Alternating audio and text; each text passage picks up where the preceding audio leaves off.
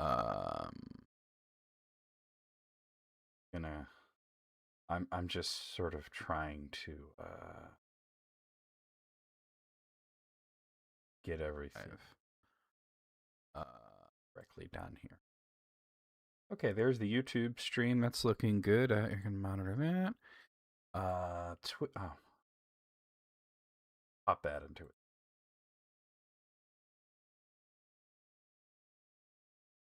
All right, now that's in its own window.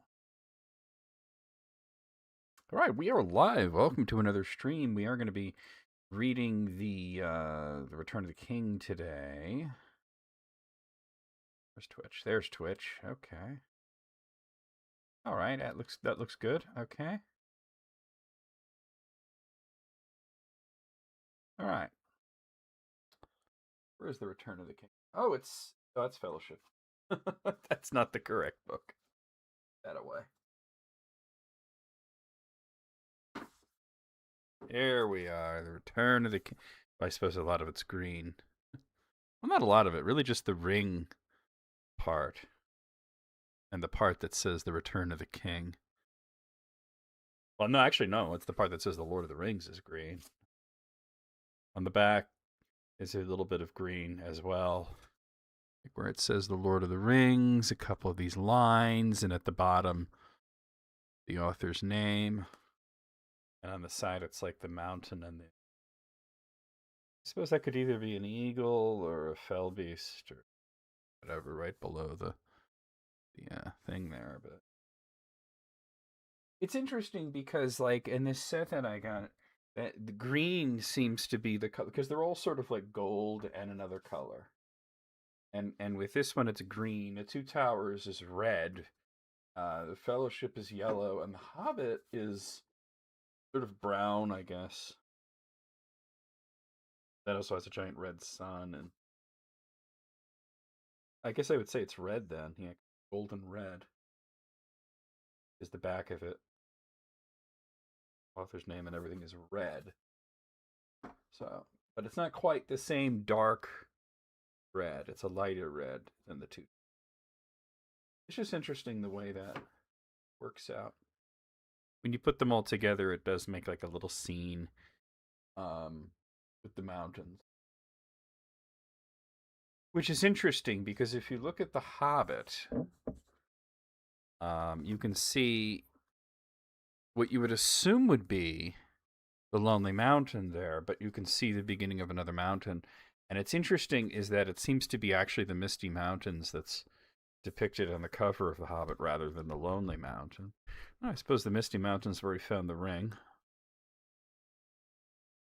I think that they were thinking less on the thematic elements and more on the idea of it all making a tableau. I wonder if you put them end to end, is that, you know, the front covers, does that do? No, that does nothing.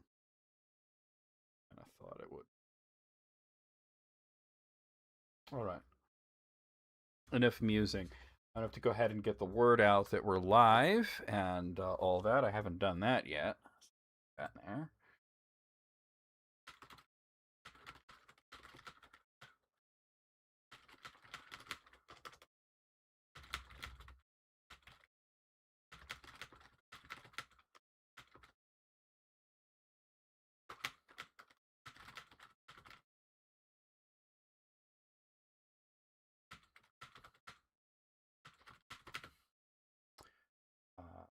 Hey there, Deb. How's it going? Howdy to you as well. I'm just getting the word out on like social media and such that I'm live. I feel like this isn't facing me correctly. There we go. How is it going today, Dev? You're having a good day. Hey, WT, how's it going? Did that work? Yes, it did. All right, so I'm just getting the word out that we're live and everything.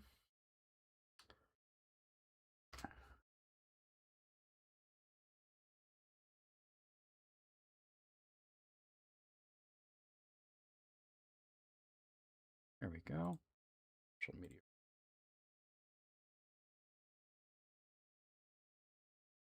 don't know why it tells me that my bit rate is low and that the stream is unstable when it's clearly a steady 4500 kbps. Who knows this anywhere? Only about 3 seconds of latency too. I think Twitch is just I think it does that because it doesn't like that I'm streaming to a platform that's not Twitch. Although I don't know, I had it fixed for a while and then something changed. I don't know what happened, but I had it fixed. Me and Alice got on a voice call and we fiddled with a bunch of settings and did a bunch of research and eventually got that fixed. But I don't know. It says there's an issue, but I'm not seeing any indication of there being an issue. So you know what? I'm not going to really concern myself with it. Yeah. And hey there to Joshua. How you doing? Lovely weather in San Jose. 90 degrees where Joshua's. It was warm. I would even say a little bit hot where I am, but not excessively so. Where is my phone? I think I left it on the charger. Well, that's okay. I can bring it up as an app on my computer, and I'll tell you how hot it is.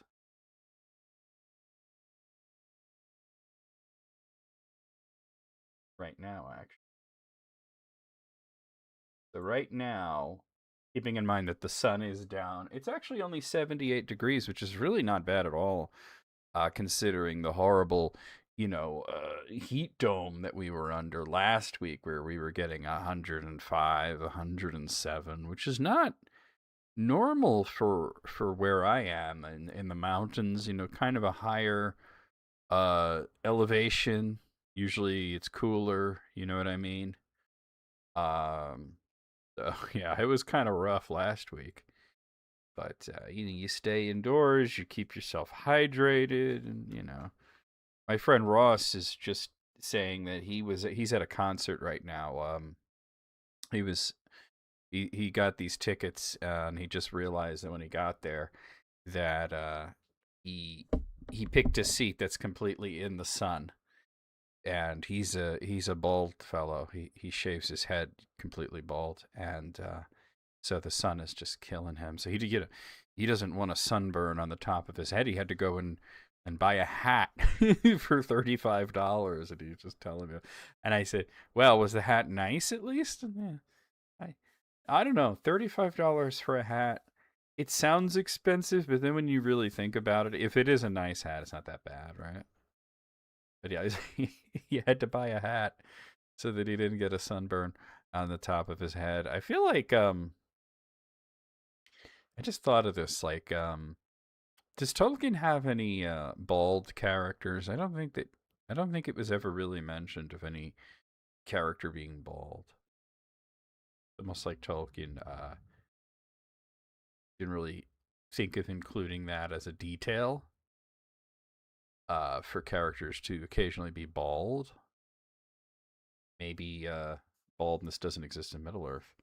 Like you certainly the elves would not go bald, right? It's sunset, but it's still 85 degrees. Oof.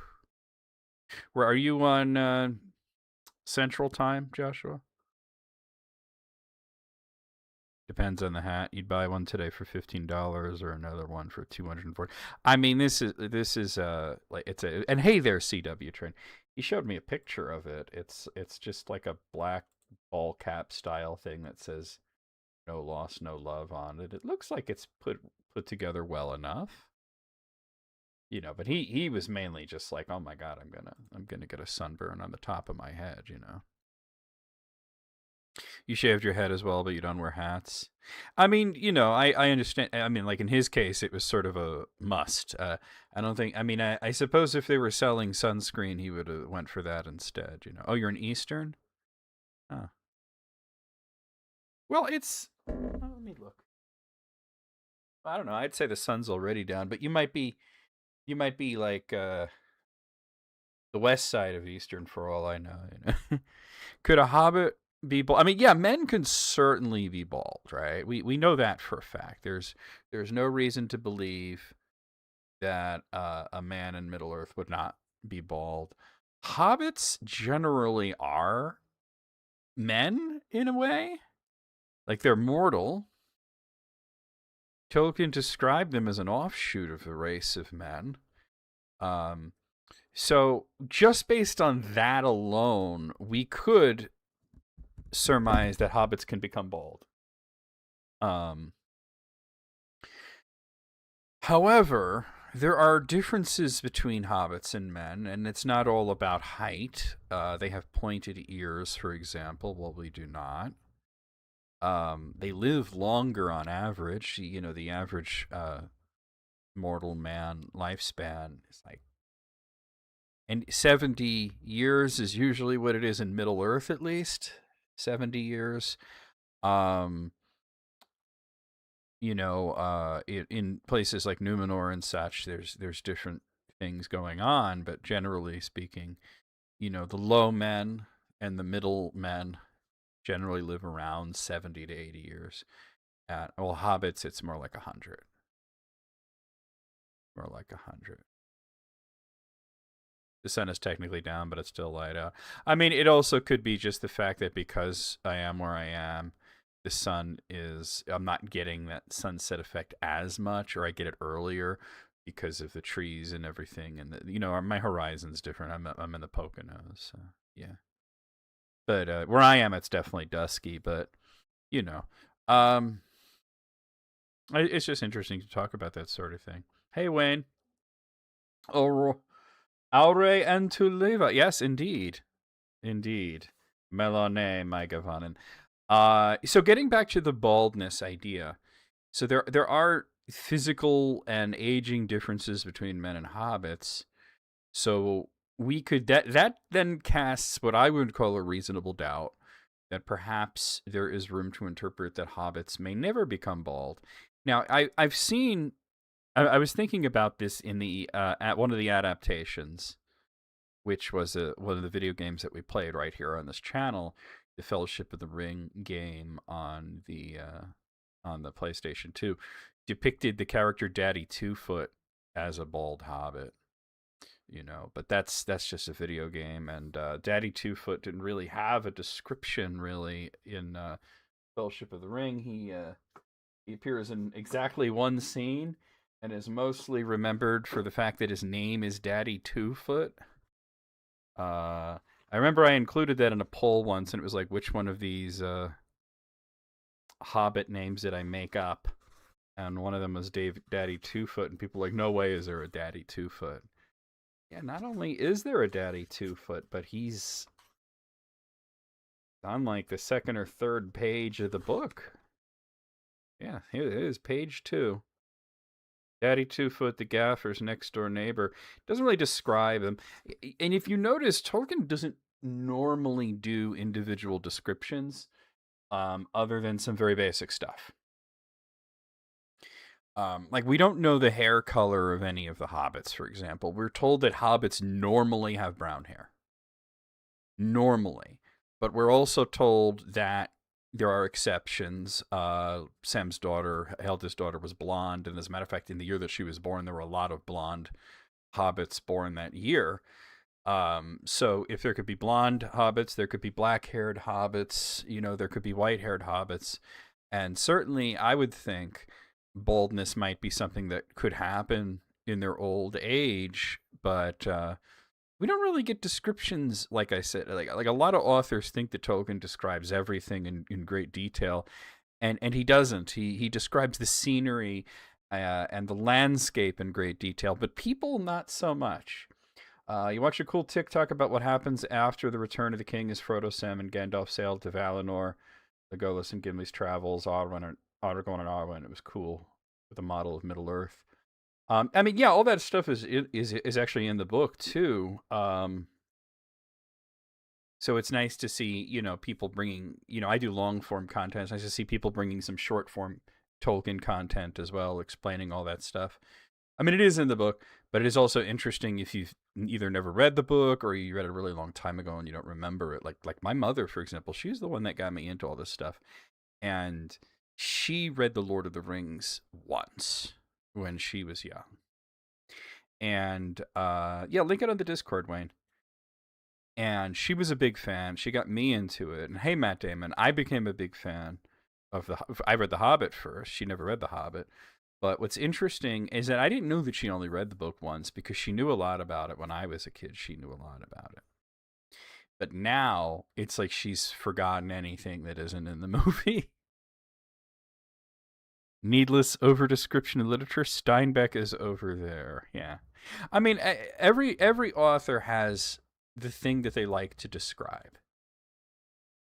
Every author has the thing that they love to describe. With C.S. Lewis is a great example. C.S. Lewis loved to describe feasts. He loved to describe food and feasts and all the things that you would eat. Thank you, Wayne. I'll check that out later. Tolkien likes to describe nature. He wants you to know what the layout of the land is. He wants you to know how pretty the trees are. He wants you to know what color everything is. When it comes to descriptions of people, he doesn't really do that much. It's usually this one, like Aragorn is rugged, and he has gray eyes. That's it.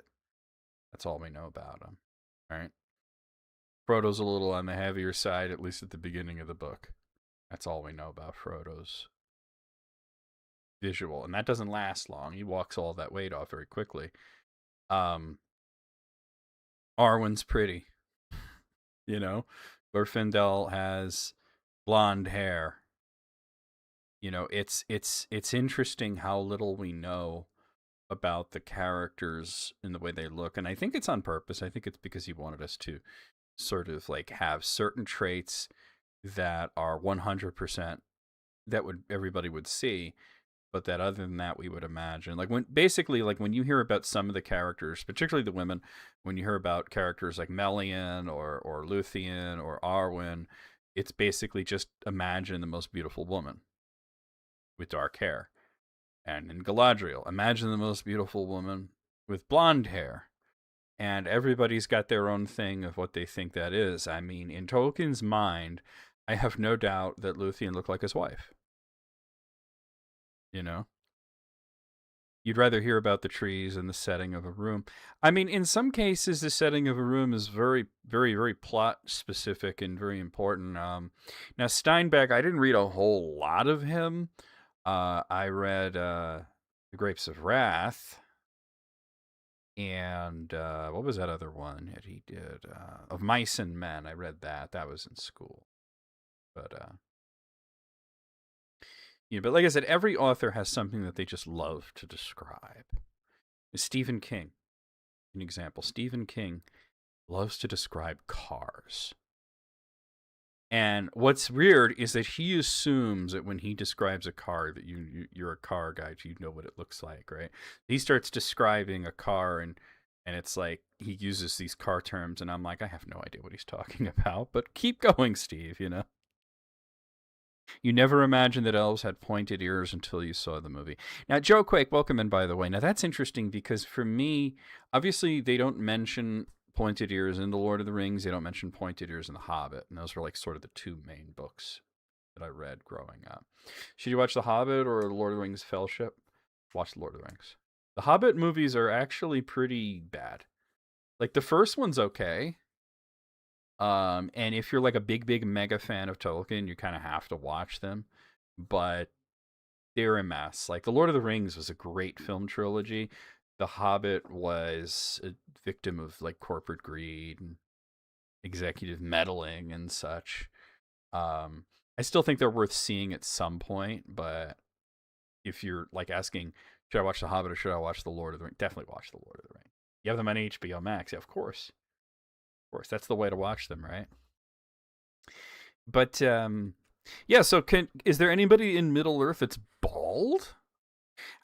I will say that even if you don't hear about it, there is always anomalies. No matter what it is, like Tolkien will give us a rule, and then he will give us the exception to the rule. For example, one of the rules is that elves don't have beards. And then at the end of The Lord of the Rings, there is an elf with a beard. It's Círdan. And see, well, Círdan's really very, very old, and we could say that after 10, 11, 12,000 years or so, especially in Middle Earth, not in the Undying Lands, but in Middle Earth, long-term exposure to Morgoth's ring, he may have been starting to fade, and that presents itself as aging. So, you can say, well, he's an exception, but normally elves don't have beards. And then you hear about Matan, who was not elderly, was not tens of thousands of years old, was never in Middle Earth, really. He had a beard. So there's always these anomalies. I always say to people, they'll say, well, Tolkien never said this. I was like, well, there's a lot of things he never said. I was writing today about, and this is, I'm going to pull the veil back a little bit here. I'm going to pull the veil back a little bit here and give you a little bit about how my mind thinks is that, and you guys who watch the channel, you may have noticed this. It's somebody will ask me what sounds like a really simple question, and then I'll start talking about 50 other things, and I'll find a way to bring it back into the main topic. But that's how I think how the scholarly mind works. Somebody asked me, well, what would happen if Bilbo or Frodo swallowed the ring? And I wrote a really long thing. You guys will see this in episode 161. And I wrote a whole long thing about it. And at one point, I was like, I think I might be going a little bit too far here because I'm talking about plumbing. Because I'm going into like, what would happen if somebody swallowed the ring? Isn't Círdan one of the originals? Likely no. He seemed to be of the same generation as Thingol was, so probably not first generation elf. He wasn't one of the original 144 elves. Elf chin hair grows 0.1 millimeter per millennia, so it takes them a really long time to get a 5. It's like instead of a 5 o'clock shadow, it's a 5 century shadow, right? But anyway, I was answering this question about what would happen if Frodo or Bilbo had the ring and they were suddenly struck by the intense paranoia that, hey, Moogle, the intense paranoia that the ring sometimes gives you, and they were afraid that it was going to become lost or somebody was going to steal it, and they decided to swallow it. And I went into like a lot. I was like, okay, let's talk about the realism. Let's talk about the logistics. Let's talk about the hypothetical. Let's talk about the philosophical. This is how my mind works. And at one point, I'm like, I'm talking about plumbing. And then I started to really get into, well, what is exactly the plumbing solutions in Middle Earth?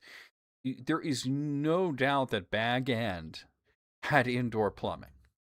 They get instant hot water. In The Hobbit, they were washing the dishes in the sink. There is no doubt that they have instant hot water. Probably some sort of gravity-based irrigation going on there. The elves probably have a different solution that probably looks like magic, but is just something that they've practiced for thousands of years.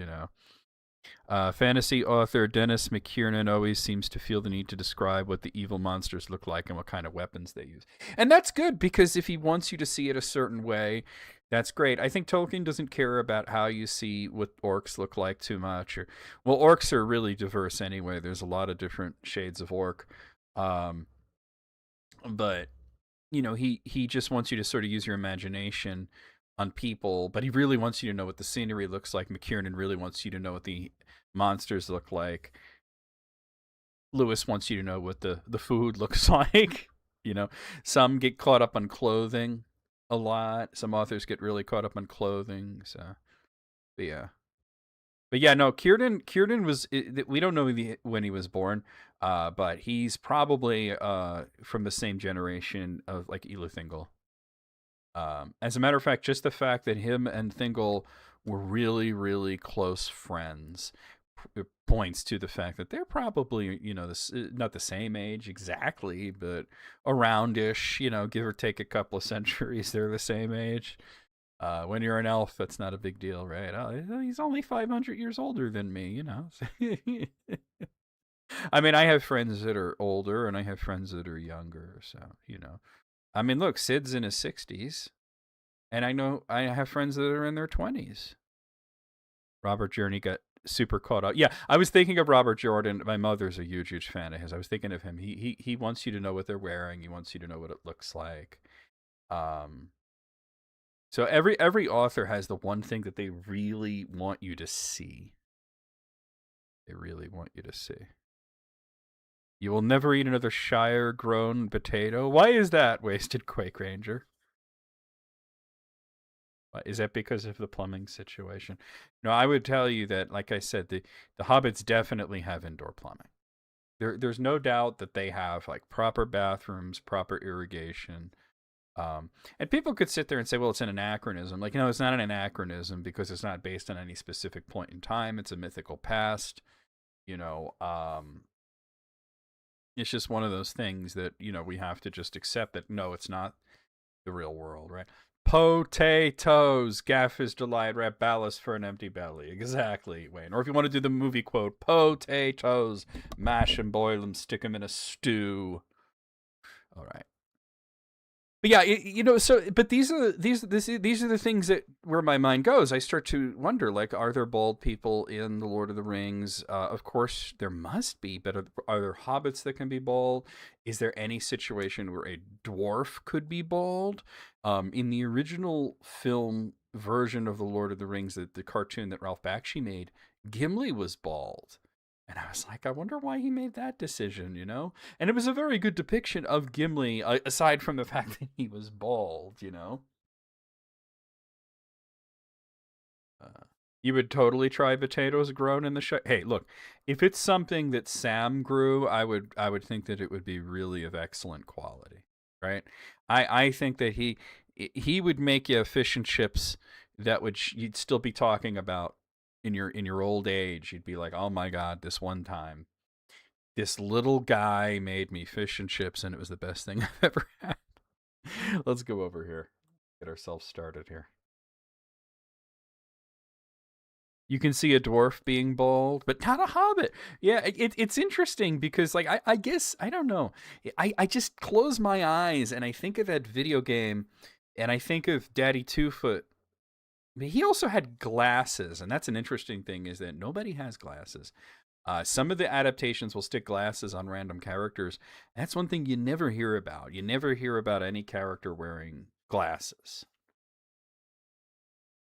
The hobbits are the most out of place in Middle Earth. Do you think so? Do you think so? I think that the reason that you would think that, Walton, is simply because when we join the story in the late Third Age, they're only in this one place and they're so insular that they don't know anything about the outside world. And the outside world knows very little about them. We get to, especially some of the chapters that we're reading here today with Pippin in Minas Tirith, he's seen as this almost mythical sort of character. But then you have to remember that there's places like Bree where they're just like, oh yeah, it's one of those hobbits, where they're used to them, But yeah, I think it's interesting. The hobbits are the most out of place in Miller. But my brain goes off on these tangents. Like I start thinking about the plumbing situation in the Shire or whatever, and I start to think of things like that randomly. There was another one that I had gone off on a whole thing about, but I mean, I'm going to tell you, if anybody ever comes to my door and says, look, we're with some sort of like law enforcement and we're going to talk to you about your the searches you've done online, and I'd have to be like, well, I'm a writer. Because in talking about what would happen if Bilbo or Frodo swallowed the ring, I researched. I was researching plumbing. I was researching irrigation, but then I'm also putting these strings in like, what is a list of all the toxic heavy metals, and I'm going into like poisons and stuff like that because I'm starting to think of could it harm you to swallow something like that realistically. They're like Victorians in a Homeric world. Okay, so that's half of a really good point. We're gonna start here, but was Barlaman bald? I believe? Okay, Joe, that's perfect. Okay, I knew there had to be a bald man character. Now the question is about hobbits, but that's really good. Thank you. Barlaman was described as bald. See, even somebody who's read the book like 100 times, I could forget things like that. Okay, so describing hobbits as Victorian is really accurate. Really, really accurate. Describing the rest of Middle Earth as Homeric is incorrect. The rest of Middle Earth, see, people think of Middle Earth as, some people think of it as medieval, which it's not. Some people think of it as a fairyland, which it's not. What it really is it is a post-calamity world. And we have to understand that they've had 2 or 3 apocalypses happen already. And that has, and they've had a lot of plagues and all kinds of crazy horrors. So when we see nations like the Elvish nations are either something like Mirkwood, where it's incredibly rustic, or it's like Lothlorien, where it's like a slice of heaven on earth, or it's something that's in the decline, Gondor in the decline. You get this feeling of it's Italy, but it's also sort of like the fading last throes of Rome. You know, um, so much of the world was destroyed, and there have been so many calamities and near apocalypses, and in one case, an 2 cases there were apocalyptic events actually, and at least 3 or 4 calamitous events. You were surprised to see the term Middle Earth used in Beowulf. Tolkien didn't invent the term. No, as a matter of fact, when he translated it, I have it right here. It's Beowulf. I know the exact bit that you're talking about. It's actually near the very beginning of Beowulf. See if I can find it.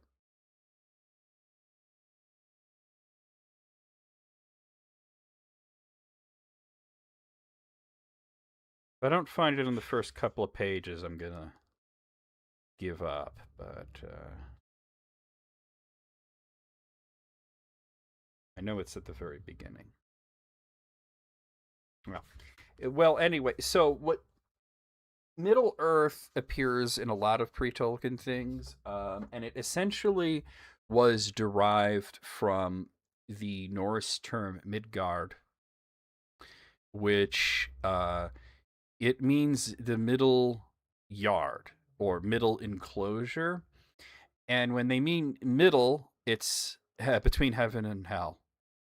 So the poetic way of saying it, Midgard, is translated as the dwelling of man. And Tolkien, he was a student of Old English literature and Middle English literature. And when when most people translate Beowulf, they translate Midgard as Middle Earth. That's actually really, really common. In like Middle English, it was like Middle-earth, and then it became Middle Earth. He also put it into his translation of Sir Gawain and the Green Knight, which was interesting because in that translation, that's Middle English, not Old English, but the word that he was translating was mold. And that particular version of the word mold is referring to dirt, the earth, the land, but also like the stuff of creation. So it's like saying earth, but meaning the realm, and in sort of this elevated, sanctified way. And he wanted to preserve the alliteration of mold, so he used Middle Earth. Um, so when we think of it, what does Middle Earth mean? It means a lot of things. It means the dwelling of man. It means the middle between heaven and hell. But it also just basically means the realm. That's what it means. So it was even in some Christian poetry in the Middle Ages, like the Advent lyrics, where it said, well, it said Midgard in that, I think, but it's always translated as Middle Earth, and they're talking about an angel known as Erendel, and that's a whole thing. Is what is Erendel referring to? Because in some Christians will tell you it's definitely Jesus, and then some people will say, well, in this, it's in some places it's heathenistic. It's a spirit of shining light, and then some people will say it's just an angel. Random question: is there significance to the fact that Legolas comes from an elf realm without a ring propping it up? I don't think that I don't think that there's a significance to that, and I'll tell you why. Is that the whole idea of the Woodland Realm, which is the part of Mirkwood that Legolas is from, was not created for the Lord of the Legolas was created for the Lord of the Rings, but his people was created for the Hobbit. And at that point, when he was writing the Hobbit, he didn't yet have the idea of Elrond having one of the Rings of Power, or Gandalf having one of the Rings of Power, and of course he hadn't created Galadriel yet.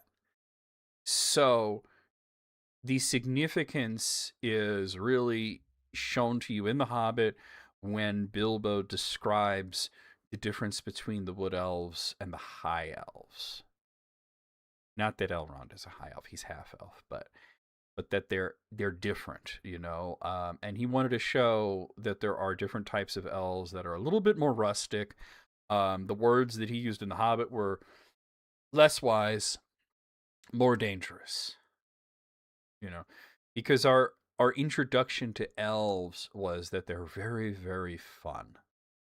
That Bilbo comes in and they're singing these songs that are kind of poking fun at him and the dwarves, and then it tells you Bilbo likes dwarves outdoors. Bilbo loves elves. He's a big fan of elves, right? And then it's going to put him into this situation where there's some elves that are a little rougher. So I think that he's just really trying to show the diversity of elvish culture, because yes, you have these enclaves, but I would say the significance is that those realms that are propped up by the rings are traditionally Noldor realms. Like Galadriel's Noldor. Her husband's not, but she's really the one in charge. And she created a place that's like the Undying Lands. Elrond is half elf, but he has Noldor in him. And Rivendell is sort of like the last little bit of Gil-galad's kingdom that's left. Lindon is very diminished. Eregion's just abandoned, and now there's Rivendell. Whereas, so these are the last bits of the elves that came from the West, the exiles, and that eventually they're just going to return to the West. But Legolas's people don't have any connection to the West. So I think it's interesting that Tolkien knew he had to do something a little bit different in the Lord of the Rings. Especially, he wanted Glorfindel to be a part of the party, and then he realized somebody like Glorfindel, who is so wise and noble and so very, very old, and so powerful. It's almost like having a second Gandalf, and he wanted to have an elf in there. So, having this guy who's Sindar, and then connecting him to Thranduil, and connecting him to like the Hound for Gollum and everything, it just made literary sense. So that would be the significance, really. So there you have it. There's a rehab center called Rivendell close to you. That's interesting. My Wi-Fi network is called Rivendell, by the way, just to let you know. All right, guys, we're going to get started here. So the last we left off, you'd want second breakfast? I kind of want second breakfast. The last we left off, we did chapter 4, which was the Siege of Gondor. And I spoke about this last time.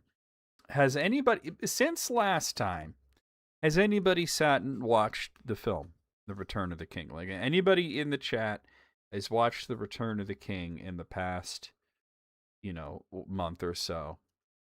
And the reason I ask, because I wonder because I have, and I wonder if you get the same feeling of, they really sort of missed an opportunity to do a really, really exciting action set piece involving Faramir. And they just sort of didn't do that, But The Ride of the Rohirrim is a big chapter. It's not a big chapter in terms of its length. It's very short. But it's a big chapter in terms of how exciting it is. This is one of the shortest chapters in the entire book. It starts on page 812. It ends on page 820. It is literally that short. So, the reason that this is so significant is not only just due to the events that are going to transpire in the chapter, but also because this is one of the sections where Tolkien got stuck. And I don't mean where he got stuck because he had writer's block, because that did happen a few times. There were a few times where he wrote himself into a corner, and it took him a while to figure out how to get himself out of that corner. But in this, he wrote this chapter, and then he read it, and he thought, well, that's terrible. It's awful. And he couldn't really figure out what was wrong with it. He just knew that he didn't like it. And a friend of his came over with what was at the time a little new bit of technology, which was a portable tape recording device. And they had a little fun with that. Tolkien said he didn't trust machines. They said a prayer over it and blessed it.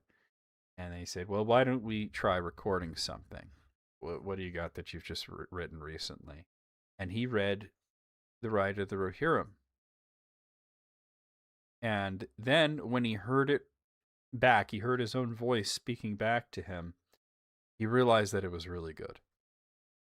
And sometimes, I got a comment on Quora just recently where this lady, I'm not going to call her out by name, but I think she was being very rude.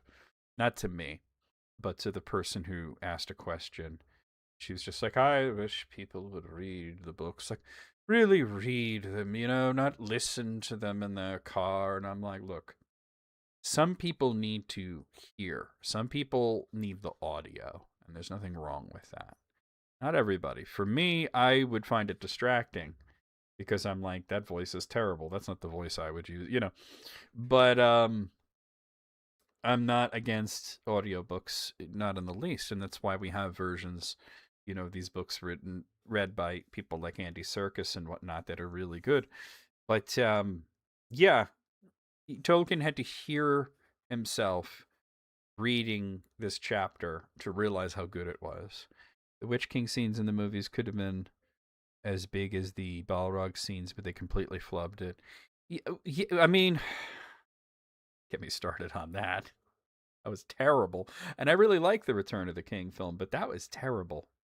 I know what you're talking about, too. I know what you're talking about. You're talking about that part in the extended cut. Here we are, Chapter 5, The Ride of the Rohirrim. It was dark, and Merry could see nothing as he lay on the ground, rolled in a blanket. Yet though the night was airless and windless all about him, hidden trees were sighing softly. He lifted his head, and then he heard it again, a sound like faint drums in the wooded hills and mountain steps. The throb would cease suddenly, and then be taken up again at some other point, now nearer, now further off. He wondered if the watchman had heard it. He could not see them, but he knew all around him were the companies of the Rohirrim. He could smell the horses in the dark, and he could hear their shiftings and their soft stamping on the needle-covered ground. The host was bivouacked in the pine woods and clustered about Eelnock Beacon, a tall hill standing out from the long ridges of the Druidan forest that lay beside the great road in Eastern Orient. Let's talk about the Druidan forest real quick. We're going to meet some characters, um, the Druidine, but what's really interesting is where are they from? So, oh, Gray, thank you for the subscription. Tier 2 insert some osmosis obtained Tolkien reference here. Gray, could you do me the biggest favor, because I am in the middle of reading? You just subscribed at Tier 2, so you get a free Steam game. But could you remind me, like, kind of towards the end of stream to do that? So that I don't forget. Do I agree that The Return of the King is the worst of the three films? Yes and no. It's like the best and the worst one at the same time. It's the best film in the sense of if we take them in a vacuum without comparing them to the books and without going into some of the things that we disagree with on a philosophical or moral level, it's the best film. It's made the best. It's also the worst adaptation of the three. It should have been broken into two films. They cut out too much. They added too much. So it's it really, it's the worst adaptation of the three, but it's the best movie of the three, just going by on a strictly cinematic scale. The best adaptation of the three is absolutely the Fellowship of the Ring. You know, that was almost perfect. So yeah, Druidan Forest is interesting. This is where the Druidine are, also known as the Woses. And Woses is just sort of this old English term that means the wild men. But anyway, the Druidine, I should say. Druidine is plural. I'm sorry, it's singular. Druidine is plural. Dru means wild. Adan is man. Adain is men. So they came from the east. We don't know where in the east. But we know that these are a sort of like indigenous race that are physically a little bit different from most of the other men that live in this part of the world, and they've come from very far away, and that they stay away from other people a lot because they don't think that the other men have treated them very well. They've had a lot of prejudice against them in the past, so they just sort of keep out of everybody's way. But the forest became known as the Forest of the Wild Man, which is the Druidan Forest. I just wanted to mention that. But they might actually be, I've always held that they might be from the land of Khand, which Khand is just sort of out to the southeast of Mordor. And we know so little about that place. We don't really know anything about Khand. It's been a while since you've seen the movies. Maybe it's time for a marathon movie. And we know that there are Varyags or which is to say, God, I can think of Varyag, but I can't think of what the modern mercenaries from Khand that are going to take part in the Battle of Pelennor Fields on Sauron's side. But I think they might be indigenous to Khand. I'm not sure, but that's always been sort of my. You can't unsee the Druidan as Neanderthals. I don't think they're like Neanderthals at all. I think that they're more like, we'll say like the people from Sentinel Island. No, they're not like Vikings. No. If there is a culture in Middle Earth that are like the Vikings, the Rohirrim are the closest. They're the closest. Let's continue here, though.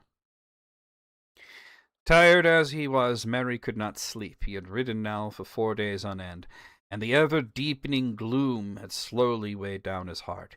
He began to wonder why he had been so eager to come when he had been given every excuse, even his lord's command, to stay behind. He wondered, too, if the old king knew that he had been disobeyed and was angry. Perhaps not. There seemed to be some understanding between Dernhelm and Elfhelm, the marshal who commanded the Ered in which they were riding. He and all his men ignored Merry and pretended not to hear if he spoke. He might have been just another bag that Dernhelm was carrying. Dernhelm was no comfort. He never spoke to anyone. Mary felt small, unwanted, and lonely. Now the time was anxious, and the host was in peril. They were less than a day's ride from the outwalls of Minas Tirith that encircled the townlands. Scouts had been sent ahead. Some had not returned. Others, hastening back, had reported that the road was held in force against them. A host of the enemy was encamped upon it, 3 miles west of Amondine, and some strength of men was already thrusting around the road, and was no more than 3 leagues away. Orcs were roving in the hills and woods along the roadside. The king and Éomer held council in the watches of the night. Now let me ask a question for you guys. The part in the beginning of that paragraph where Mary was talking about how he feels about coming on this trip. Hey Matt, why did I agree to this? I had every excuse. He told me not to come.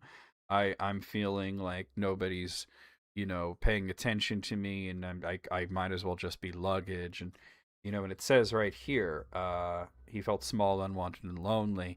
Who does this remind you of? And I want to hear from the chat before I give you the answer, but who does that remind you of?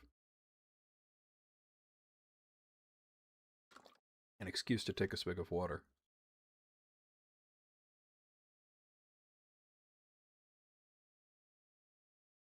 I will continue, but I will come back to that because I'm curious to hear what you say. Merry wanted somebody to talk to, and he thought of Pippin. But that only increased his restlessness. Poor Pippin shut up in the great city of stone, lonely and afraid. Merry wished he was a tall rider like Éomer, and could blow a horn or something and go galloping to his rescue. He sat up, listening to the drums that were beating again, now nearer at hand. Presently he heard voices speaking low, and he saw dim, half-shrouded lanterns passing through the trees. Men nearby began to move uncertainly in the dark.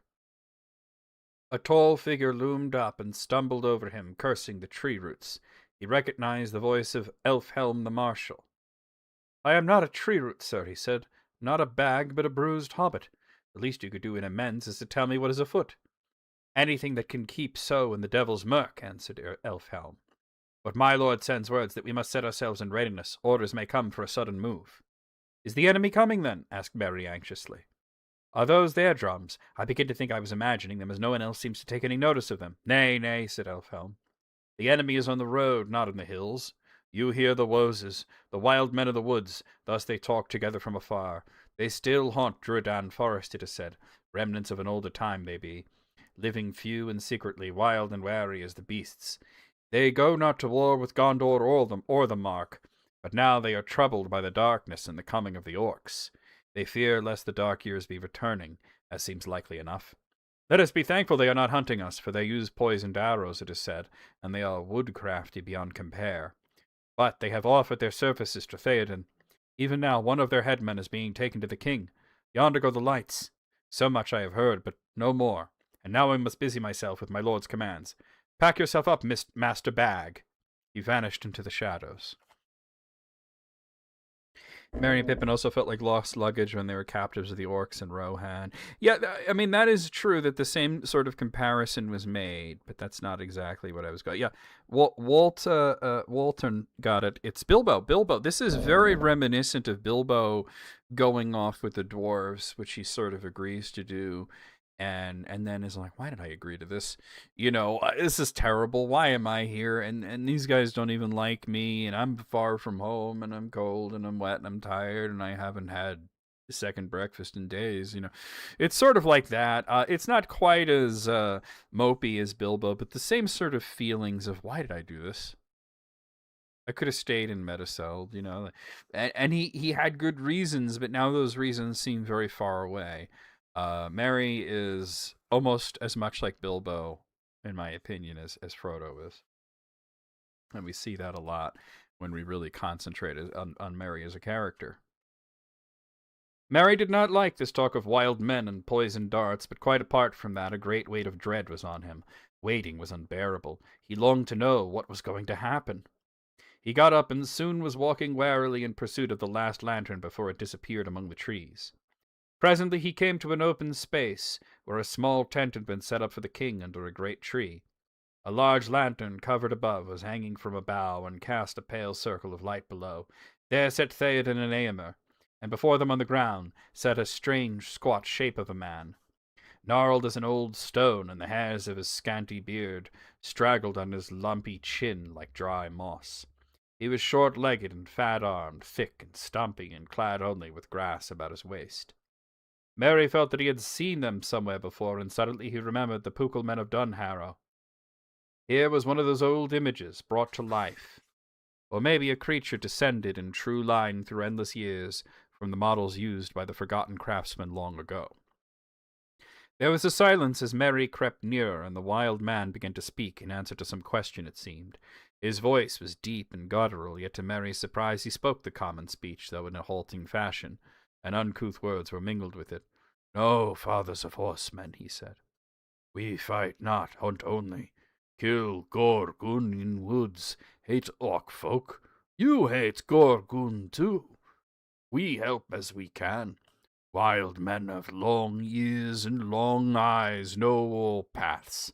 Wild men live here before stone houses, before tall men come up out of water."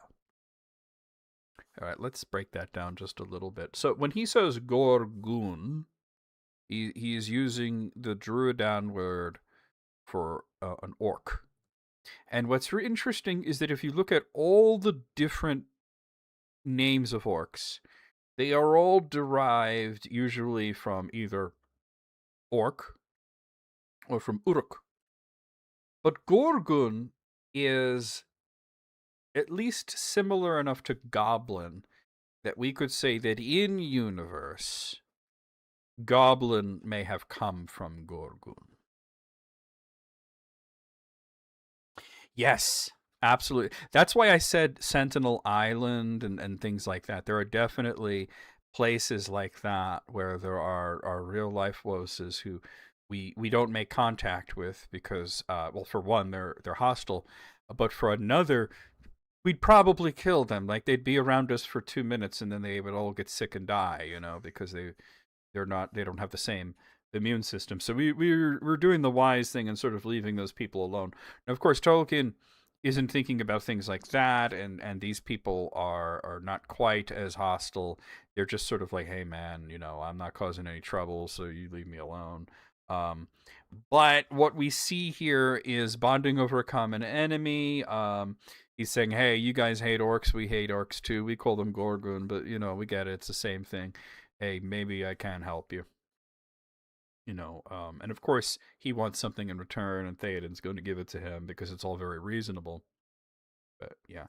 Now he also mentions before tall men come up out of the water. Now, obviously you can't see it because I'm holding it here. But if you happen to be following along with your own copy, it's page 814 or whatever.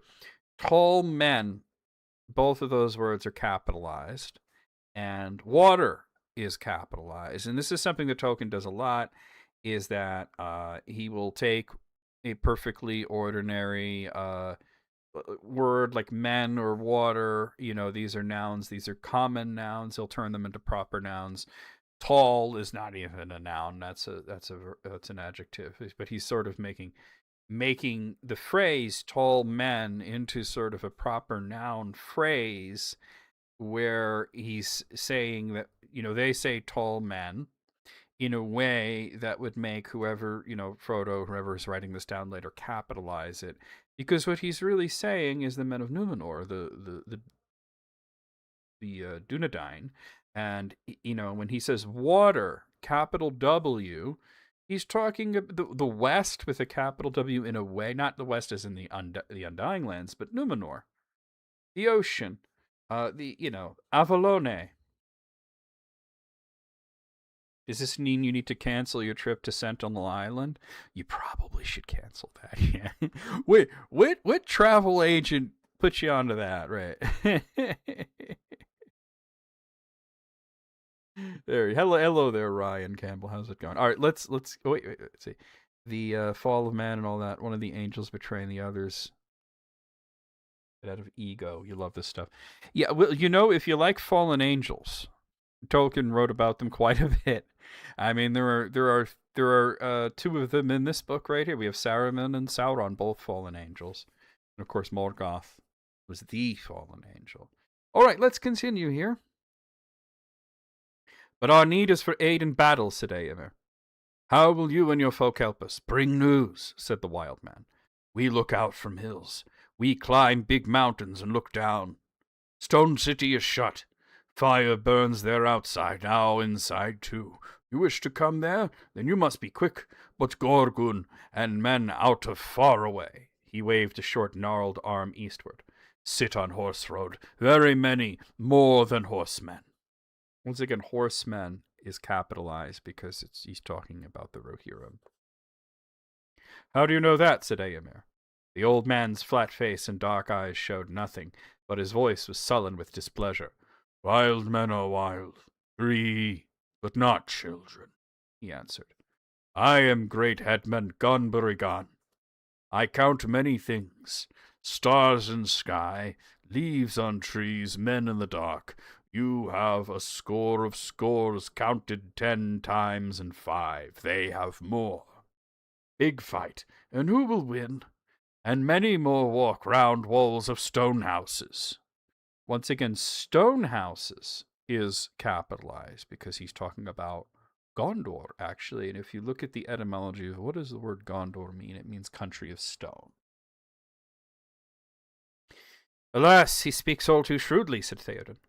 And our scouts say they have cast trenches and stakes across the road. We cannot sweep them away in sudden onset. And yet we need great haste, said Eomer. Mundberg is on fire. Let Guribangurn... Let's try that again. Let Gonburigan finish, said the wild man. More than one road he knows. He will lead you by road, and where no pits are, no Gorgun walk, only wild men and beasts. Many paths were made when Stonehouse folk were stronger. They carved hills as hunters carve beast flesh. Wild men think they ate stone for food. They went through Druadan to Rimmon with great wains. They go no longer. Road is forgotten, but not by wild men. Over hill and beyond hill, it lies still under grass and tree, there behind Rimmon and down to Din, and then back to the end to Horsemen's Road. Wild men will show you that road. Then you will kill Gorgun and drive away bad dark with bright iron, and wild men can go back to sleep in the wild woods. You want to see the Druadan claymation? I would love to see a stop-motion version of the Pukelmen story that's in, I think it's the Peoples of Middle-earth. That would be amazing. Eomer and the king spoke together in their own tongue. At length Theoden turned to the wild men. We will receive your offer, he said. For though we leave a host of foes behind, what matter? If the stone city falls, then we shall have no returning. If it is saved, then the Orc host itself will be cut off. If you are faithful, Gonburigan, then we will give you rich reward, and you have the friendship of the Mark forever. Dead men are not friends to living men, and give them no gifts, said the wild man. But if you live after darkness, then leave wild men alone in the woods, and do not hunt them like beasts any more. Gonburigan will not lead you into trap. He will go himself with father of horsemen, and if he leads you wrong, you will kill him. So be it, said Theoden.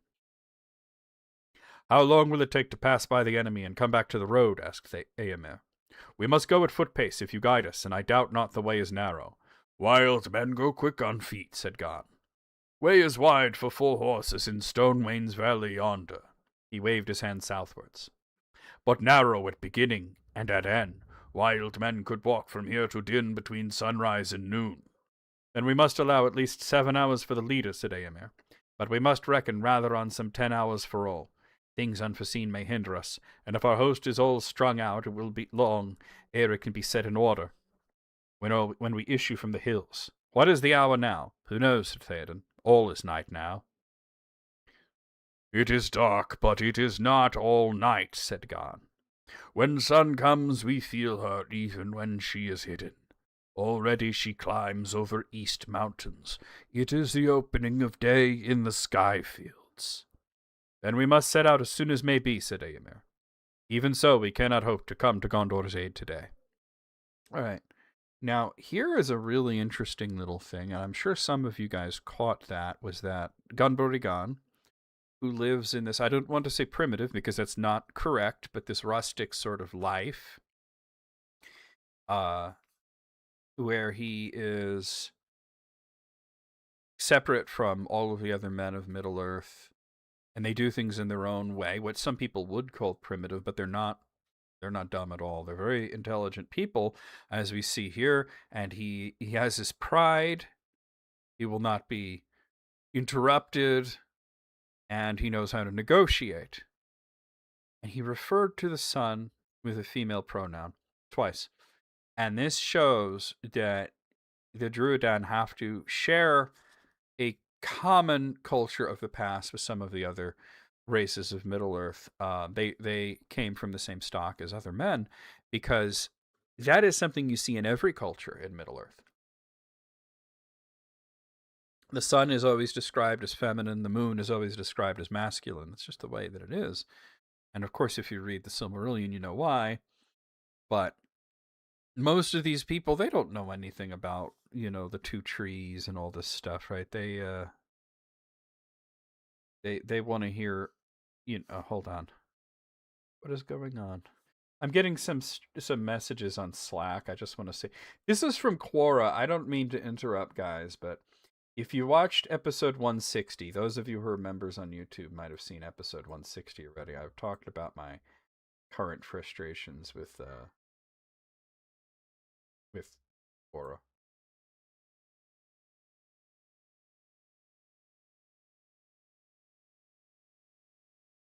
Thanking me for the feedback. Let's see if they make some actual change. A score of a score counted 10 times and 5. 20 times 20 times 10 plus 5, 6,000. Yeah, and what's really cool is, and that's exactly, like, he counted them. He said he could count the stars in the sky.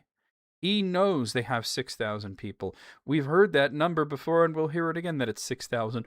But also think of the linguistics of saying 6,000 as a score of score counted 10 times and 5. There are languages in Europe that say numbers in that way, So French is big on things like that, as a matter of fact. All right, let's continue. Merry waited to hear no more, but slipped away to get ready for the summons to the march. This was the last stage before the battle. It did not seem likely to him that many of them would survive it, but he thought of Pippin and the flames in Minas Tirith and thrust down his own dread. All went well that day, and no sight or sound had they of the enemy waiting to waylay them. The wild men had put out a screen of wary hunters, so that no orc or roving spy should learn of the movements in the hills. The light was more dim than ever as they drew nearer to the beleaguered city, and the riders passed in long files like dark shadows of men and horses. Each company was guided by a wild woodman, but old Gon walked beside the king. The start had been slower than was hoped, for it had taken time for the riders, walking and leading their horses, to find paths over the thickly wooded ridges behind their camp and down into the hidden stone-Wain valley. It was late in the afternoon when the leaders came to wide grey thickets stretching beyond the eastward side of Aemon and masking a great gap in the line of hills that from Nardol to Din ran east and west. Through the gap, the forgotten Wain road long ago had run down, back into the main horseway from the city through Anorian. But now, for many lives of men, trees had had their way with it, and it had vanished, broken and buried under the leaves of uncounted years. But the thickets offered to the riders their last hope of cover before they went into open battle, for beyond them lay the road and the plains of Anduin, while east and southwards the slopes were bare and rocky, as the writhen halls gathered themselves together and climbed up, bastion upon bastion, into the great mass and shoulders of Mindolluin. The leading company was halted, and as those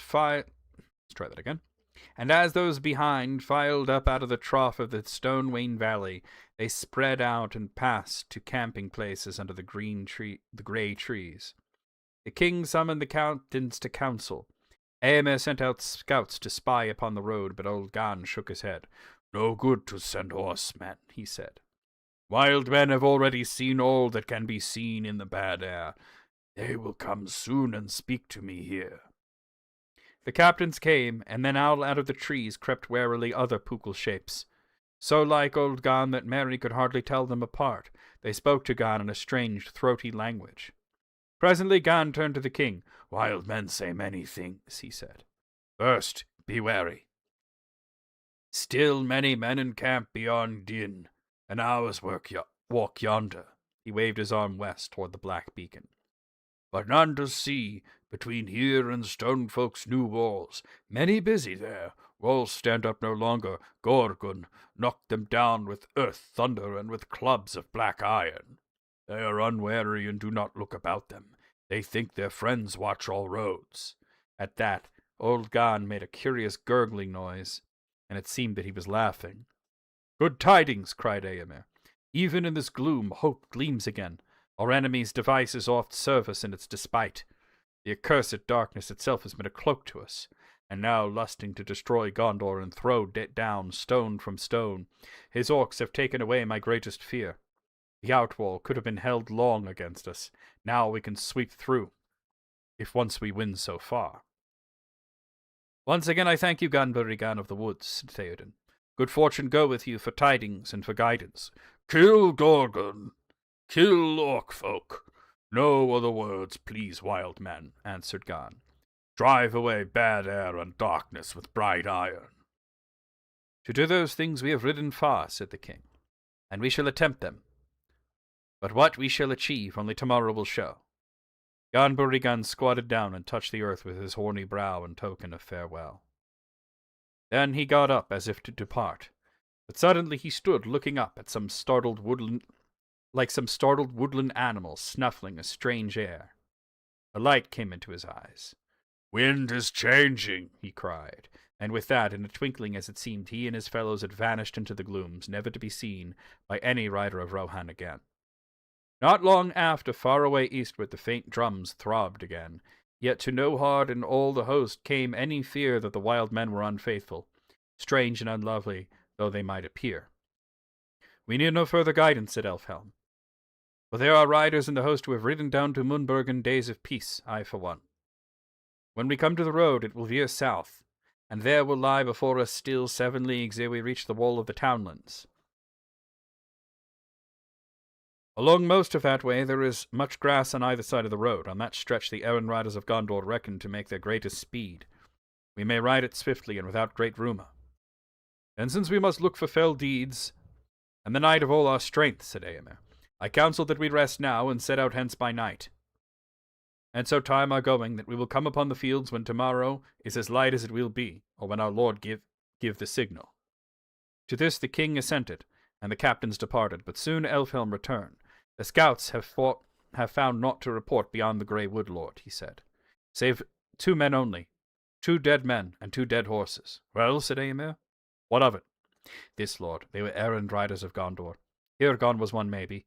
At least his hand still clasped the red arrow, but his head was hewn off. And this also, it would seem by the signs that they were fleeing westward when they fell. As I read it, they fought the enemy already on the outwall or assailing it when they returned, and that would be 2 nights ago, if they used fresh horses from the posts, as is their wont. They could not reach the city, and turn back." "Alas," said Theoden, "then Denethor has heard no news of our riding, and will despair of our coming." Now, we know that happens, actually, because we know that Denethor starts to really despair when he thinks Rohan's not coming, and now we know why.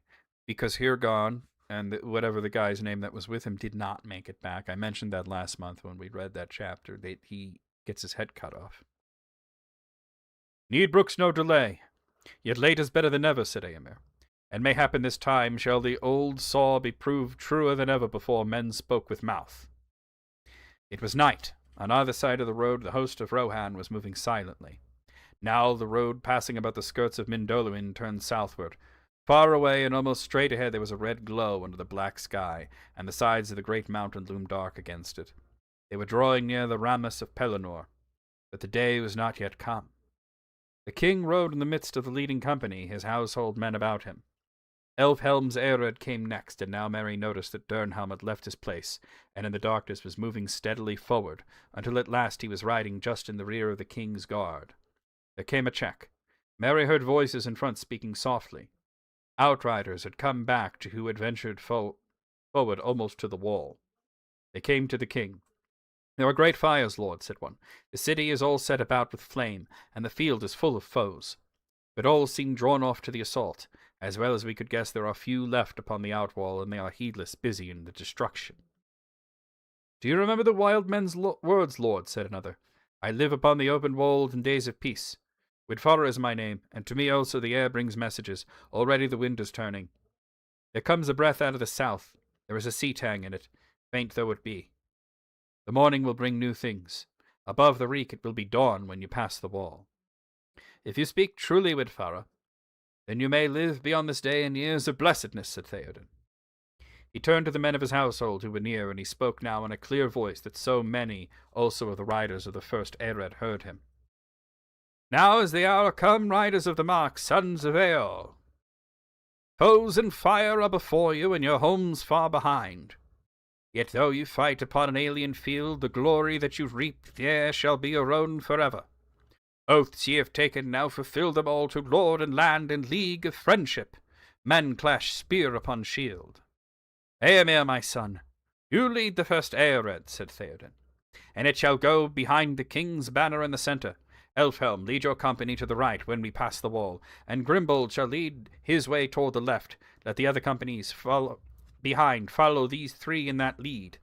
As they have chance, strike wherever the enemy gathers. Other plains we cannot make, for we know now yet how things stand upon the field. Forth now, and fear no darkness. The leading company rode off as swiftly as they could, for it was still deep dark, whatever change Widfara might forebode. Merry was riding behind Dernhelm, clutching with a left hand, while the other he tried to loosen his sword in its sheath. He felt now bitterly the truth of the king's words. In such a battle, what would you do, Meriadoc? Just this, he thought, encumber a rider and hope his best to stay in my seat and not be pounded to death by galloping hoofs. It was no more than a league to where the outwalls had stood. They soon reached them, too soon for Merry. Wild cries broke out, and there was some clash of arms, but it was brief. The orcs busy about the walls were few and amazed, and they were quickly slain or driven off. Before the ruin of the north gate and the Rammus, the king halted again. The first Eored drew up behind him and about him on either side. Dernhelm kept close to the king, though Elfhelm's company was away on the right. Grimbold's men turned aside and passed round to a great gap in the wall further eastward. Merry peered from behind Dernhelm's back. Far away, maybe 10 miles or more, there was a great burning, but between it and the riders lines of fire blazed in a vast crescent, at the nearest point less than a league distant. You could make out little more on the dark plain, and as yet neither saw any hope of the morning, nor felt any wind, changed or unchanged. Now silently the host of Rohan moved forward into the field of Gondor, pouring in slowly but steadily like the rising tide through breaches in the dike that men have thought secure. But the mind and will of the Black Captain were bent wholly on the falling city, and as yet no tidings came to him warning that his designs held any flaw. After a while the king led his men away somewhat eastward, to come between the fires of the siege and the outer fields. Still they were unchallenged, and still Theoden gave no signal.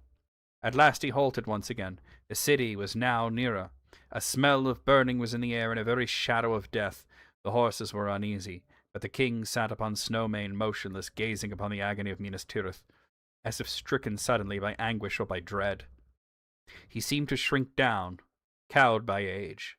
Merry felt as if a great weight of horror and doubt had settled on him. His heart beat slowly. Time seemed poised in uncertainty. They were too late. Too late was worse than never. Perhaps Theoden would quail, bow his old head, turn, slink away to hide in the hills. Then suddenly Merry felt it at last, beyond doubt, a change. Wind was in his face. Light was glimmering. Far, far away in the south the clouds could be seen dimly as remote grey shapes, rolling up, drifting. Morning lay beyond them. But at that same moment there was a flash, as if lightning had sprung from the earth beneath the city. For a searing second it stood, dazzling far off in black and white, its topmost tower like a glittering needle. And then as the darkness closed again, there came a rolling over the fields, a great boom.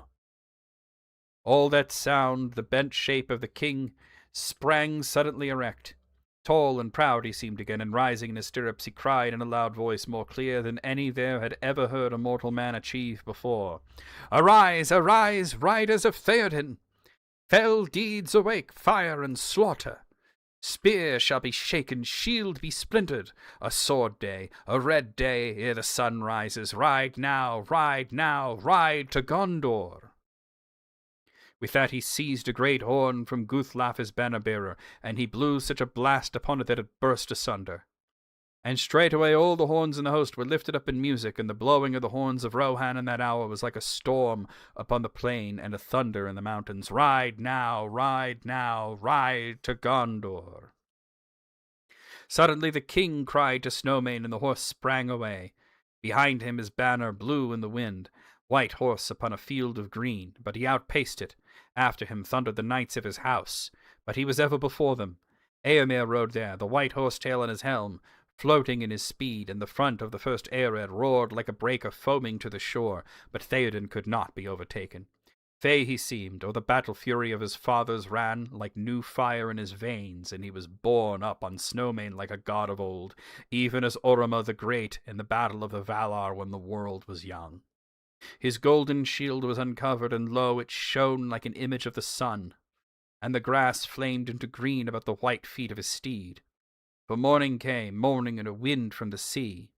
Darkness was removed, and the hosts of Mordor wailed, and terror took them, and they fled and died, and the hoofs of wrath rode over them.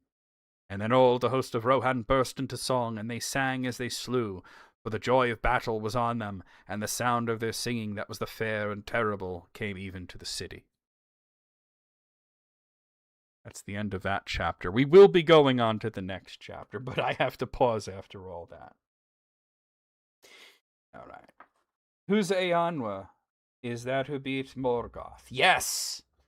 Eanwa is the chief of the Maiar. He's the lesser angels. And he is the vanguard of the host of the Valar during the War of Wrath. And he was the one that actually went into Morgoth's chamber and battled him. He cut off his feet, chained him, and dragged him back to Valinor. The Seatang, message of Windfara, is Aragorn on the way. Exactly. Because if you remember, they have to sail up the river with those ships. Thank you, Joe. Those ships that they took from the Corsairs of Umbar, and they have to make it to the battle in time, and they get a little gift of wind from Manwë there to get up in time there. So the wind shifting there was absolutely because Aragorn, they said the wind out of the south, which means it's moving to the north, and they have to sail their ships northward up the Anduin River. Do you think the Woses were based on an offensive Native American stereotype? I heard somebody say that once, and it seems like a stretch to me. It's definitely a stretch. They're definitely based on not an offensive stereotype, but on the sort of people that do exist in this world that are uncontacted tribes for the most part. I used Sentinel Island as an example before, and Tolkien would have been, reading about that sort of thing certainly. And what's interesting here is that those sort of stereotypes that you mention are things that Gonburi Gon is clearly aware of, because he says things like, don't talk to me like I'm a child, don't interrupt me, you're going to listen to me, and this is how it's going to be, and he displays this wit about him. He's that you get the feeling of, I know what you think of me. I'm this big guy with a grass skirt. I live in the woods, right? I don't speak your language at a level that you do, but that doesn't mean that I'm less than you, and I'm not going to hear any of that, So there you have it there. But yes, absolutely, the wind changing is from Manwë. He's changing the wind so that Aragorn can make it in time. Now, speaking of the Valar, we mentioned, the War of the Valar, and they mentioned Oroma. Now, Oroma is really, really interesting here because there are only 2 points, and I talked about this once. Me and Matt Richardson, that is to say, had a long discussion about the similarities between Theoden and Fingolfin. And I forgot which one of us brought it up. first. I think it was something that Matt brought up and then I contributed to the discussion. But I said what's really interesting is that we are told in both cases that people who see it, um, Theoden on his horse riding towards Minas Tirith, Fingolfin on his horse riding to Angband to battle with Morgoth, that they think of Orome, that they think he might be Orome incarnate or are reminded strongly of Orome. Yeah. I would absolutely agree that there is a strong, strong resemblance between Eonwe and the Archangel Michael. Now, I have a few different versions of that passage here, that I'm going to pull down the most common one here, which is in the Silmarillion. And I'm going to give you that little bit, Ryan, because it is really cool. Let's see. Turin Tarambar. Alabeth. On the voyage of Earendil. That's getting close. Okay. Here we are. Of the voyage of Earendil and the War of Wrath. That's what I was looking for.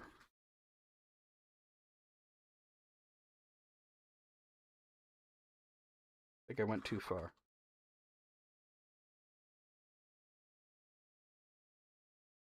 Here it is. I'm going to give you a little bit of the backstory that mentions... Well, actually, this doesn't mention Eonwe. He had to clarify it in other books, but this is the bit that I was referring to. Of the march of the host of the Valar to the north of Middle-earth little is said in any tale, for among them went none of those elves who had dwelt and suffered in the hitherlands, and who made the histories of those days that are still known, and tidings of these things that they only learn long afterward from their kinsfolk in Aemon. But at last the might of Valamor came up out of the west, and the challenge of the trumpets of Eonwe filled the sky, and Beleriand was ablaze with the glory of their arms, for the host of the Valar were arrayed in forms young and fair and terrible, and the mountains rang beneath their feet. The meeting of the hosts of the west and the north is named the Great Battle in the War of Wrath. There was marshalled the whole power of the throne of Morgoth, and it had become great beyond count, so that Anfauglith could not contain it, and all the north was aflame with war. But it availed him not. The Balrogs were destroyed, save some few that fled and hid themselves in caverns inaccessible at the roots of the earth. And the uncounted legions of orcs perished like straw in a great fire, or was swept like shriveled leaves before a burning wind. Few remained to trouble the world for long after, and such few as were left of the three houses of the Elfrens, fathers of men, fought upon the part of the Valar. And they were avenged in those days for Baragund and Barahir, Galdor and Gundor, Hur and Hurin, and many others of their lords, but a great part of the sons of men, whether of the people of Uldor or others, now come out of the east, marched with the enemy, and the elves do not forget it. Then, seeing that his hosts were overthrown and his power dispersed, Morgoth quailed, and he dared not to come forth himself, but he loosed upon his foes the last desperate assault that he had prepared, and out of the pits of Angband there issued the winged dragons that had not been seen before. And so sudden and ruinous was the onset of their dreadful fleet, that the host of the Valar was driven back, for the coming of the dragons was with great thunder and lightning and a tempest of fire. But Earendil came, shining with white flame, and about Vingelot were gathered all the great birds of heaven. And Thorondor was their captain, and there was battle in the air all the day through a dark night of doubt. Before the rising of the sun, Earendil slew Ancalagon the Black, the mightiest of the dragon host, and cast him from the sky, and he fell upon the towers of Thangorodrim, and they were broken in his ruin. Then the sun rose, and the host of the Valar prevailed, and well nigh all the dragons were destroyed, and all the pits of Morgoth were broken and unroofed, and the might of the Valar descended into the deeps of the earth. There Morgoth stood at last at bay, and yet unvaliant. He fled into the deepest of his mines, and sued for peace and pardon, but his feet were hewn from under him, and he was hurled upon his face. Then he was bound with the chain Agyanor which he had worn aforetime, and his iron crown they beat into a collar for his neck, and his head was bowed upon his knees, and the two Silmarils which remained to Morgoth were taken from his crown, and they shone unsullied beneath the sky, and Eonwe took them and guarded them.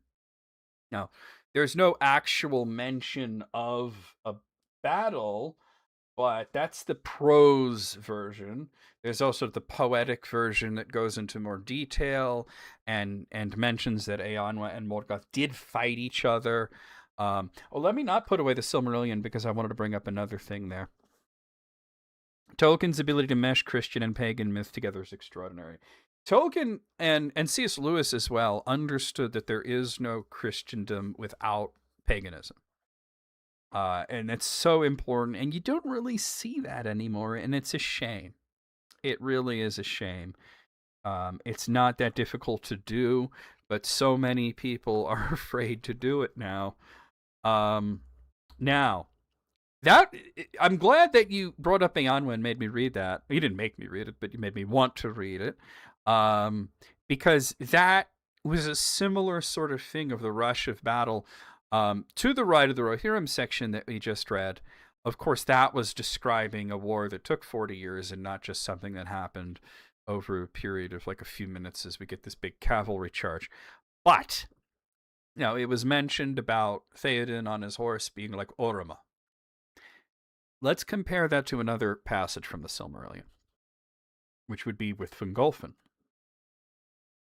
Let's see, Eldamar, Fëanor, Unrest of the Noldor, the Darkening of Valinor, Flight of the Noldor, of the Sindar, Sun and the Moon, of Men, Return of the Noldor, blah, blah, blah, blah, Beleriand and its realms, getting close. Of the Noldor and Beleriand. Give me a moment here, I'll find it. Might be easier to do it on the digital copy, but that's not as fun. Of Maeglin, of the coming of men into the west.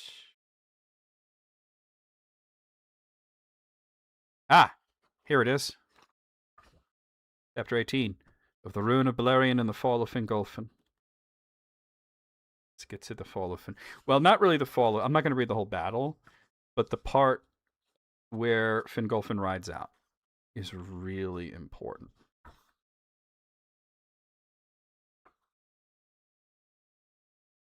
Seem to have lost it. How did that happen? How did I wind up in the Beren and Luthien chapter?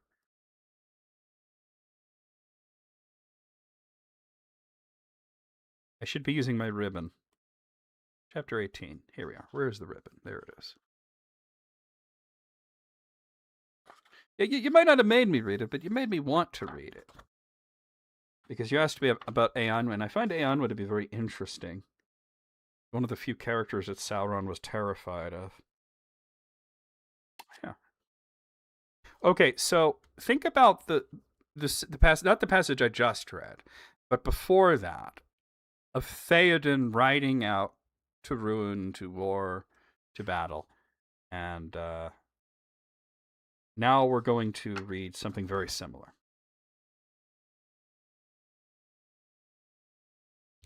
Now news came to Hithlum that Dorthonion was lost and the sons of Finarfin overthrown, and that the sons of Fëanor were driven from their lands. Then Fingolfin beheld, as it seemed to him, the utter ruin of the Noldor, and the defeat beyond redress of all their houses, and filled with wrath and despair he mounted upon Rochelor his great horse, and rode forth alone, and none might restrain him. He passed over Dornufaglith like a wind amid the dust, and all that beheld his onset fled in amaze, thinking that Oroma himself was come, for a great madness of rage was upon him, so that his eyes shone like the eyes of the Valar. Thus he came alone to Angband's gates, and he sounded his horn and smote once upon the brazen doors, and challenged Morgoth to come forth to single combat, and Morgoth came. So you can see the sort of similarities there,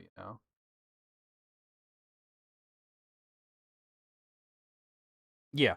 So, yeah, Tolkien had sort of the same idea of lesser angels or archangels and greater angels or thrones. Of course, he called the greater angels the Valar, which means the powers, and the lesser angels are the Maiar, which just means the beautiful ones. Eonwa is the greatest of the Maiar, and he's also said to be, in all of the world, not just Middle-earth or the Undying Lands, all over the world, the greatest warrior in terms of combat with weapons. Unarmed combat's a little different. That would probably be Tolkien. Magic is different. Morgoth was better at magic. Sauron's better at magic. But where we're talking about battling with weapons like that, nobody could really win against Eanwa. Fingolfin versus Theoden.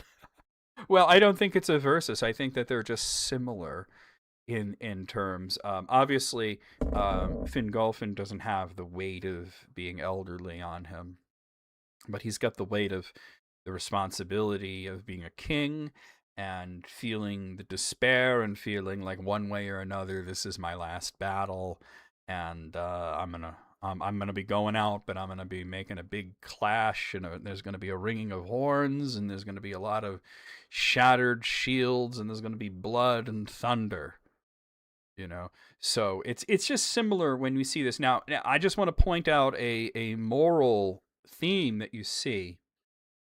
Notice the good kings are all riding in front of their armies, and the bad ones are riding behind their armies, or not there at all. Saruman doesn't show up at Helm's Deep. He sends 10,000 orcs, as well as a host of men, to attack Helm's Deep. Is he there? He's not there. He's not there. Eonwe the Warden. Well, yeah, Warden is an interesting phrase. Usually he's referred to as a vanguard. The really good kings. You see it with Theoden, you see it with Aragorn, you see it with Fingolfin. They're in front of everybody else. They're the first to battle. And there are people who call the Silmarillion boring. You know what's interesting is that if you go to, well, I don't know if this is true or not anymore, but it was at one point. If you go to the Tolkien Estate's official website, there is a frequently asked questions there that is very funny. And one of them is, I'm having a hard time reading the Silmarillion. It's very dry and all this. And what do I do? And they said, just skip the first 2 chapters.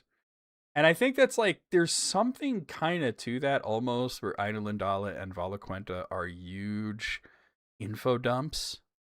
And they said, just skip those 2, read the rest, and then come back later and read that. I don't think you should do that. But I always say, read it out loud. That helps. You guess Rohan had a kinslaying like the Noldor too?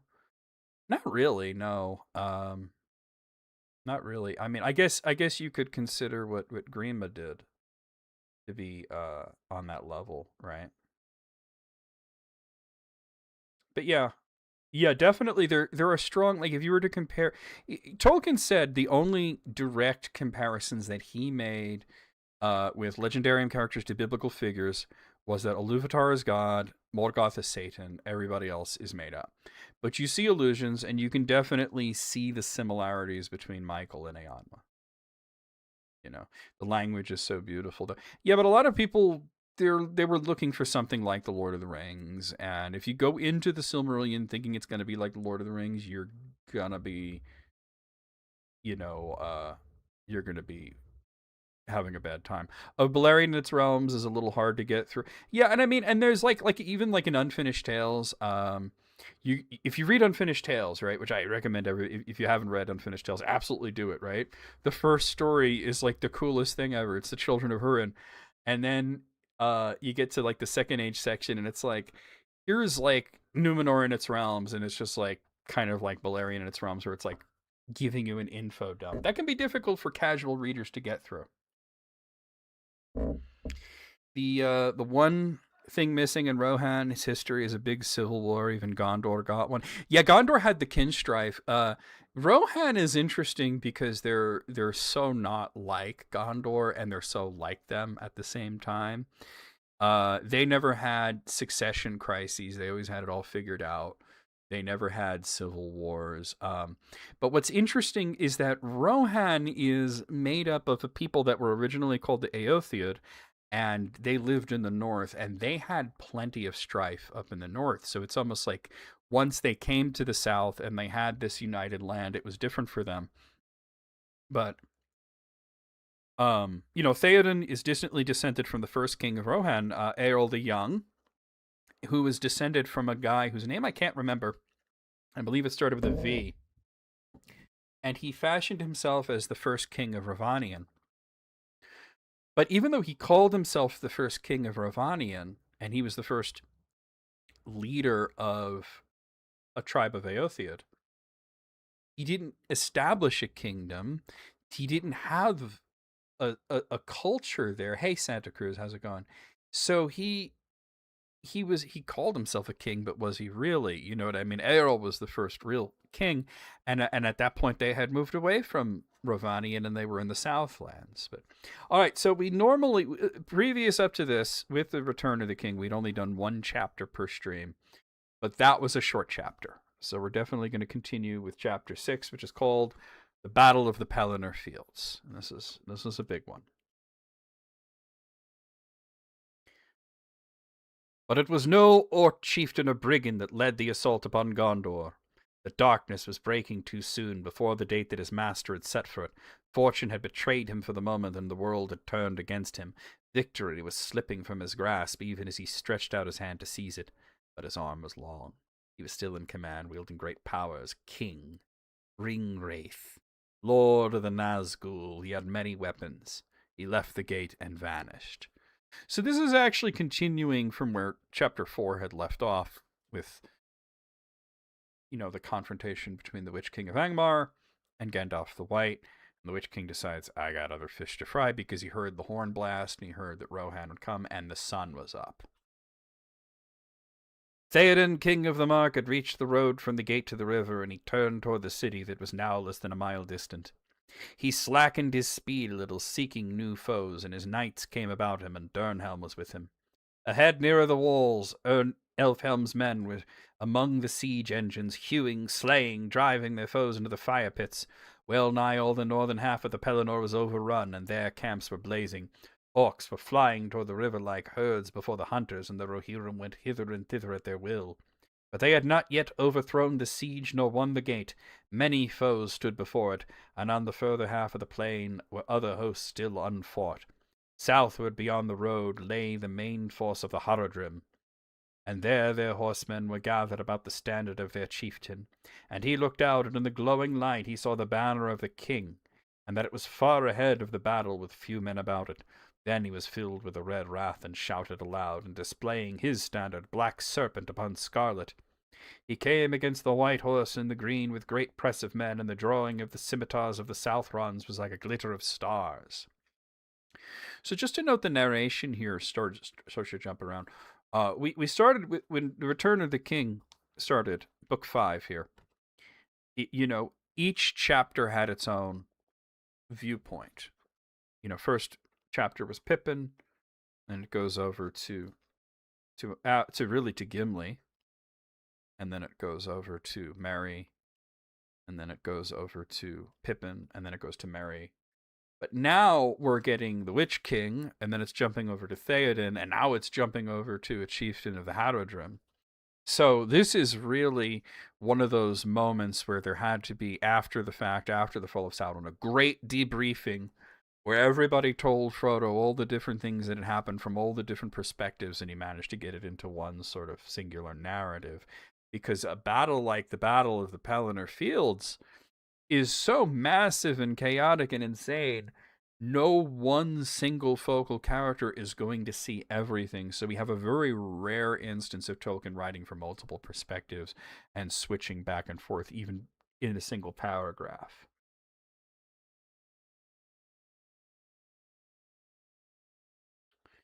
Then Theoden was aware of him, and would not wait for his onset, but crying to Snowmane, he charged headlong to greet him. Great was the clash of their meeting, but the white fury of the Northmen burned the hotter, and the more skilled was their knighthood with long spears and bitter. Fewer were they, but they clove through the Southrons like a firebolt in a forest. Right through the press drove Theoden, Thengel's son, and his spear was shivered as he threw down their chieftain. Out swept his sword, and he spurred to the standard, hewed staff and bearer, and the black serpent foundered. Then all that was left unslain of their cavalry turned and fled far away. But lo, suddenly in the midst of the glory of the king his golden shield was dimmed. The new morning was blotted from the sky. Dark fell about him. Horses reared and screamed. Men cast up from the saddle lay grovelling on the ground. To me, cried Theoden. Up, Eorlingus, fear no darkness. But Snowmane, wild with terror, stood up on high. fighting with the air, and then with a great scream he crashed upon his side. A black dart had pierced him. The king fell beneath him. The great shadow descended like a falling cloud, and behold, it was a winged creature. If bird, then greater than all other birds, and it was naked, and neither quill nor feather did it bear, and its vast pinions were as webs of hide between horned fingers, and it stank. A creature of an older world, maybe it was, whose kind lingering in forgotten mountains cold beneath the moon outstayed their day, and in hideous eyrie bred this last untimely brood, apt to evil. And the Dark Lord took it and nursed it with fell meats until it grew beyond the measure of all other things that fly. And he gave it to his servant to be his steed. Down, down it came, and then, folding its fingered webs, it gave a croaking cry, and settled upon the body of Snowmane, digging in its claws, stooping its long, naked neck. Now let's just stop for just a brief moment and say, who described this, right? Did Mary describe all that? Certainly not. All this stuff about Sauron feeding this thing rank meat and all this can only come from Gandalf, right? Gandalf was definitely the one that gave that information. Upon it sat a shape, black-mantled, huge and threatening. A crown of steel he bore, but between rim and robe naught was there to see save only a deadly gleam of eyes, the Lord of the Nazgul. To the air he had returned, summoning his steed ere the darkness failed, and now he was come again, bringing ruin, turning hope to despair and victory to death. A great black mace he wielded. But Theoden was not utterly forsaken. The knights of his house lay slain about him, or else mastered by the madness of their steeds were borne far away. Yet one stood there still, Dernhelm the young, faithful beyond fear, and he wept, for he had loved his lord as a father. Right through the charge Merry had been borne unharmed behind him, until the shadow came, and then Windfuller had thrown them in his terror, and now ran wild upon the plain. Merry crawled on all fours like a dazed beast, and such a horror was on him that he was blind and sick. The Witch King riding a dinosaur. In one of his letters, Tolkien agreed that while he was not specifically thinking of a pterodon when he wrote that passage, he agrees that it sounds like a pterodon. King's man! King's man! His heart cried with him. You must stay by him. As a father you shall be to me, you said. But his will made no answer, and his body shook. He dared not open his eyes or look up. Then out of the blackness in his mind he thought that he heard Dernhelm speaking. Yet now the voice seemed strange, recalling some other voice that he had known. Begone, fell Dwemerlake, lord of Carrion. Leave the dead in peace. A cold voice answered. Come not between the Nazgul and his prey, or he will not slay thee in thy turn. He will bear thee away to the houses of lamentation, beyond all darkness, where thy flesh shall be devoured, and thy shriveled mind be left naked to the lidless eye. A sword rang as it was drawn. Do what you will, but I will hinder it if I may. Hinder me, thou fool! No living man may hinder me. Then Merry heard of all sounds in that hour the strangest. It seemed that Dernhelm laughed, and the clear voice was like the ring of steel. But no living man am I. You look upon a woman. Eowyn am I, Eamon's daughter. You stand between me and my lord and kin. Begone, if you be not deathless, for living or dark undead I will smite you if you touch him. The winged creature screamed at her, but the ring-wraith made no answer and was silent as if in sudden doubt. Very amazement for a moment conquered Merry's fear. He opened his eyes, and the blackness was lifted from them. There, some paces from him, sat the great beast, and all seemed dark about it, and above it all loomed the Nazgul lord like a shadow of despair. A little to the left, facing them, stood she whom he had called Dernhelm. But the helm of her secrecy had fallen from her, and her bright hair, released from its bonds, gleamed with pale gold upon her shoulders. Her eyes, grey as the sea, were hard and fell, and yet tears were on her cheek. A sword was in her hand, and she raised her shield against the horror of her enemy's eyes. Eowyn it was, and Durnham also. For into Merry's mind flashed the memory of the face that he saw at the riding from Dunharrow, the face of one that goes seeking death, having no hope. Pity filled his heart with great wonder, and suddenly the slow-kindled courage of his race awoke. He clenched his hand.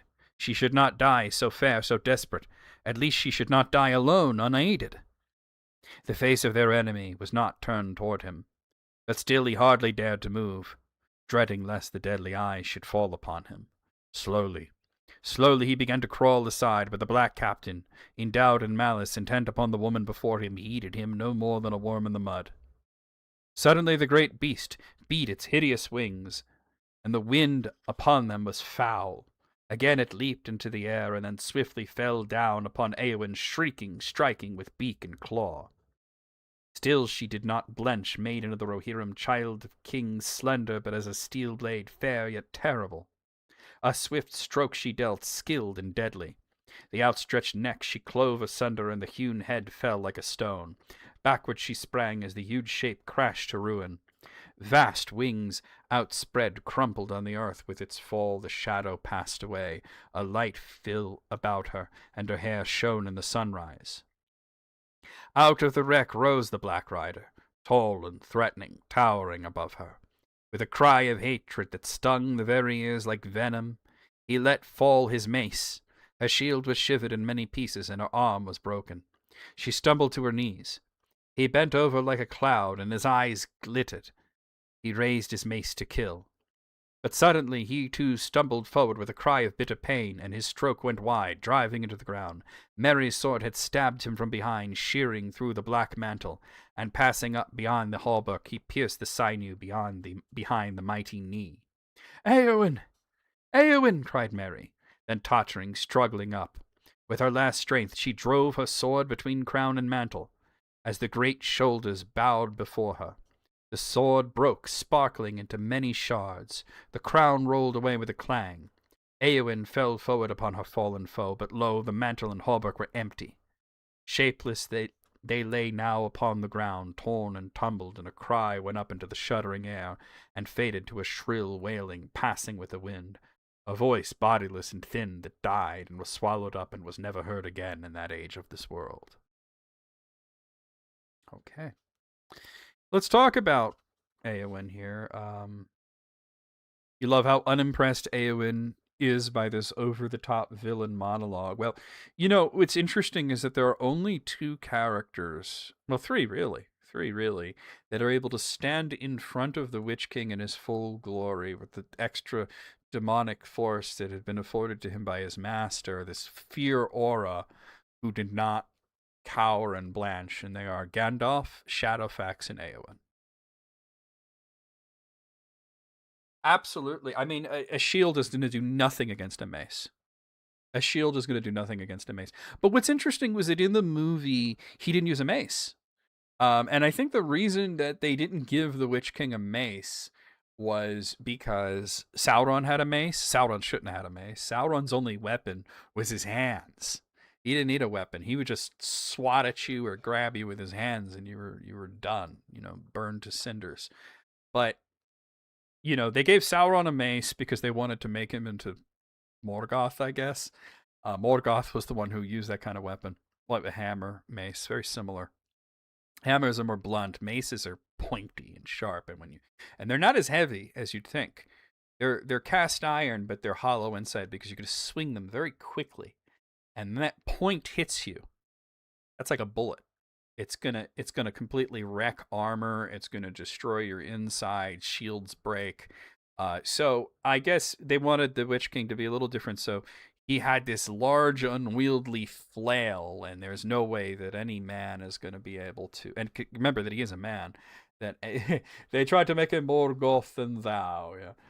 No man is going to be able to swing a flail that big. It's this big, impractical weapon that, has no real purpose to it. But I wanted to talk about this. Dwemer Lake. I wanted to talk about this. So, Dwemer Lake. So, Dwemer is easy. Dwemer refers to sorcery, and specifically to a ghostly form of sorcery, what people used to call black magic or necromancy. And so basically, she's calling him a specter. The lake part is really interesting. And now, lake, and I'm not referring to it used to be spelled the same as lake as a body of water, but Tolkien wrote it as Laik, which is even further back going to the Anglo Saxon roots. And it means something different. It's an adjective. And what I found in my own delving into the Proto-Indo-European languages is that lake was derived from slech. And slech is an adjective, or actually it's a verb, I should say, that means to sag. And when used as an adjective, it refers to, yes, Eomer calls Sauron Dwemer crafty. There's also the Dwemer Vale, the Haunted Woods. There's a lot of things like that. Absolutely. But lake is the more difficult part. And what I found is that it refers to drooping cloth.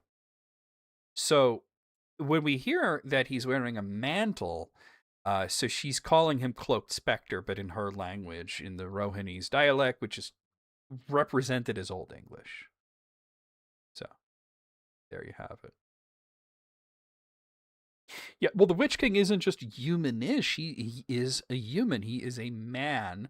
It's just that he's unable to die because of the ring that he has, and it's forever bound to the one.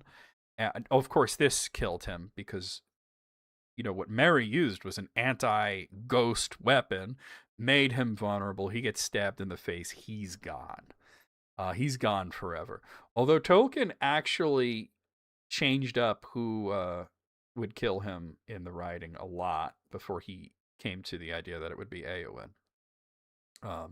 As a matter of fact, let's see. Who knows who was the first character that Tolkien wrote killing the Witch King before he decided it was Eowyn? Because remember, Eowyn is a composite of two other characters. It's a whole mess, But yeah, Dwemer Lake is cloaked specter, essentially. That's my translation of it. She's calling him a cloaked specter. You see, Dwemer Crafty is basically saying necromancer. And there's a lot of that, There's also Dwemer Berg, which is like haunted hills, There's a lot of that kind of stuff. But who knows? Let's see who's read the history of Middle Earth.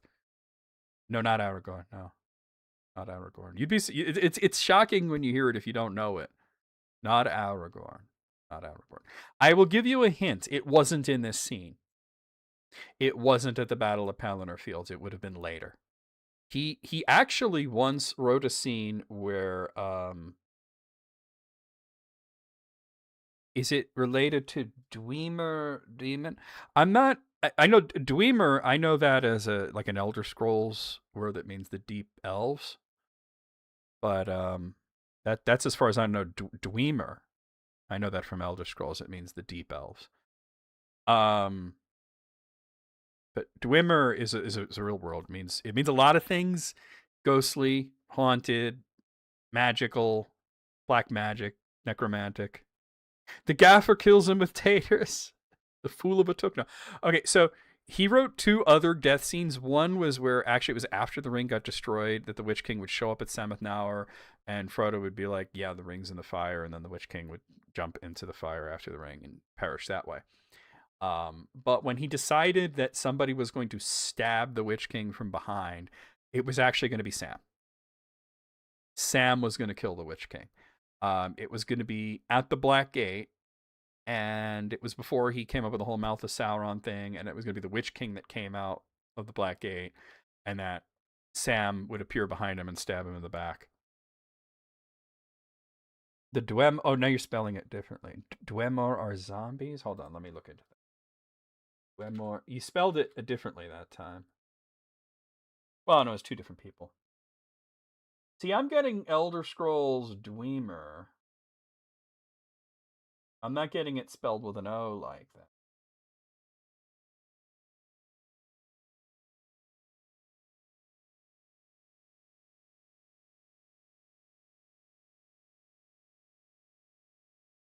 I'm not getting zombie or demonic references with Dwemer.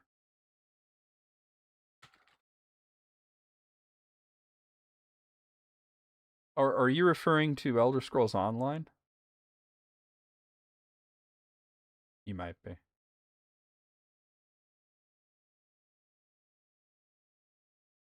Or now with an A, Dwemer.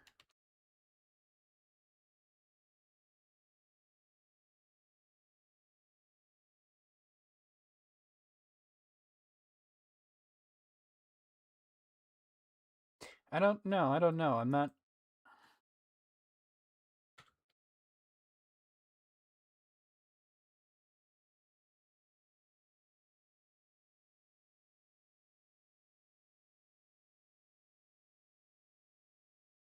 I don't know.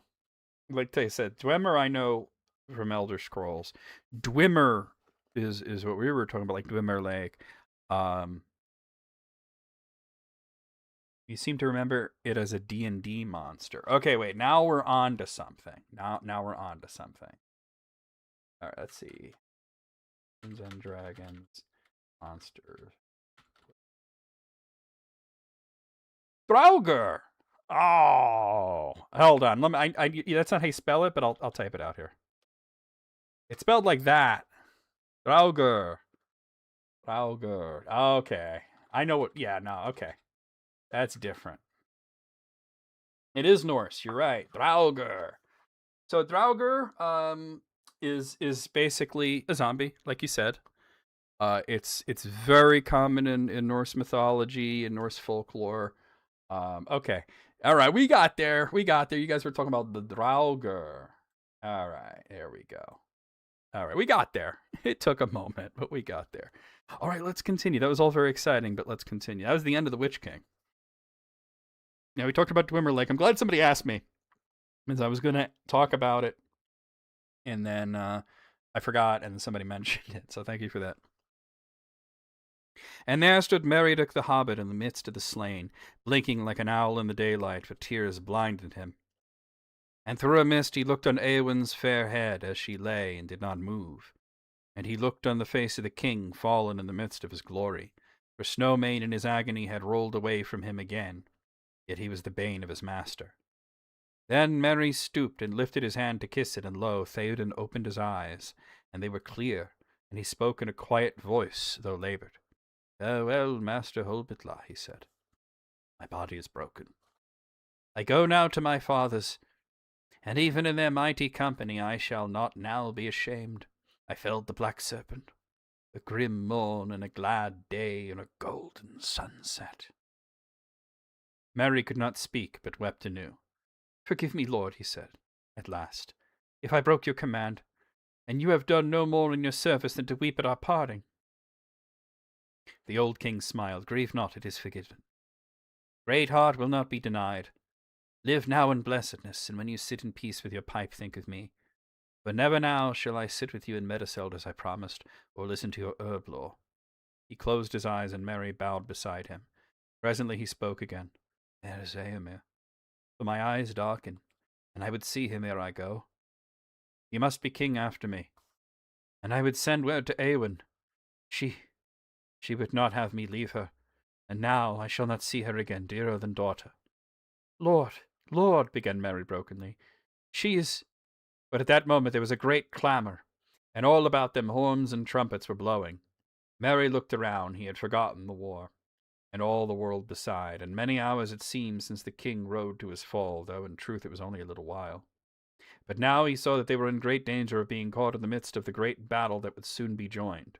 New forces of the enemy were hastening up the road from the river, and from under the walls came the legions of Morgul, and from the southwards fields came the footmen of Harad with horsemen before them, and behind them rose the huge backs of the Mumakil with war towers upon them. But northward the white crest of Eomer led the great font of the Rohirrim, which he had again gathered and marshalled, and out of the city came all the strength of men that was in it, and the silver swan of Dol Amroth was born in the van, driving the enemy from the gate.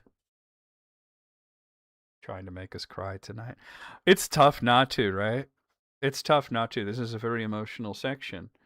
So I love this. I mean, they're giving you like all this, like, oh my god, all this terrible stuff. You know, here comes more orcs. Here comes more of the Haradrim, and they have the Mumakil, which are the Oliphants, with them, and all the, and then, but then there's men coming out of the city, and they say the Silver Swan of Dal Amroth. They're talking about the prince there, Prince Imrahil, major thing there, and I just hate that he was left out of the movie. He was such a great character.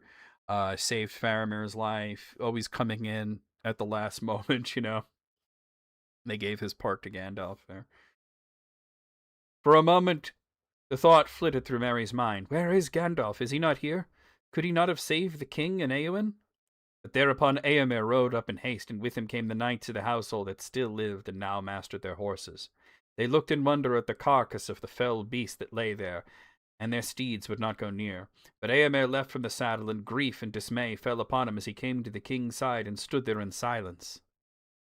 Then one of the knights took the king's banner from the hand of Guthlaf the banner-bearer who lay dead, and lifted it up. Slowly Theoden opened his eyes. Seeing the banner, he made a sign that it should be given to Éomer. Hail, King of the Mark, he said. Ride now to victory. Bid Éowyn farewell.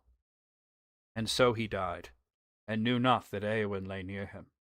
And those who stood by wept, crying, Theoden King, but Éomer said them, Mourn not overmuch. Mighty was the fallen. Meet was his ending. When his mound is raised, women then shall then weep. War now calls us. Yet he himself wept as he spoke. Let his knights remain here, he said, and bear his body in honour from the field, lest the battle ride over it. Yea, and all these other of the king's men that lie here. And he looked down at the slain, recalling their names. And suddenly he beheld his sister Éowyn as she lay, and he knew her. He stood a moment as a man who was pierced in the midst of a cry by an arrow through his heart. And then his face went deathly white, and a cold fury rose in him, so that all speech failed him for a while. A fey mood took him. Éowyn, he cried at last. Éowyn, how come you here? What madness or devilry is this? Death! Death! Death! Death take us all! Then, without taking counsel or waiting for the approach of the men from the city, he spurred headlong back to the front of the great host, and blew a horn and cried aloud for the onset. Over the field rang his clear voice, calling, Death! Ride to ruin and the world's ending! And with that the host began to move, but the Rohirrim sang no more. Death, they cried, with one voice loud and terrible. And gathering speed like a great tide, the battle swept about their fallen king and passed, roaring away southwards. Now, what line in The Lord of the Ring gets you choked up the most? For me, it's think of me when you smoke your pipe in peace. That's a good one, but does it have to be The Lord of the Rings? Could I pick something from The Hobbit? Because it's definitely The Hobbit that gets me every time. But I just wanted to mention here, Sid likes to talk about the terror that is inflicted upon the forces of evil when the forces of goodness come into this fey mood. And now we're seeing Éomer in this berserker state. You know, he's openly weeping at his uncle's death. But he knows he has to move on and he has to fight the battle. But when he sees his sister there, thinking that she's dead too, she's not, but he thinks she is, he goes into a rage. Death! Death! Death! They did an excellent job on that in the movie. Did you see the War of the Rohirrim? They did that a little bit too when Hera drew her sword and said death. That gave me chills. That was a pretty good movie. But you want to know what gets me choked up? I'll bring out The Hobbit. I'll read it. I'll read that part. Let's see.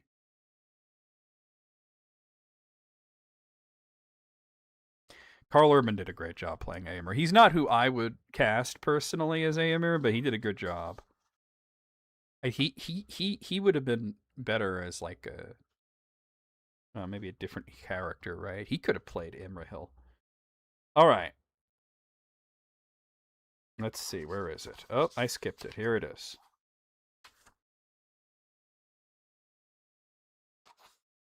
Oh, how did I get there?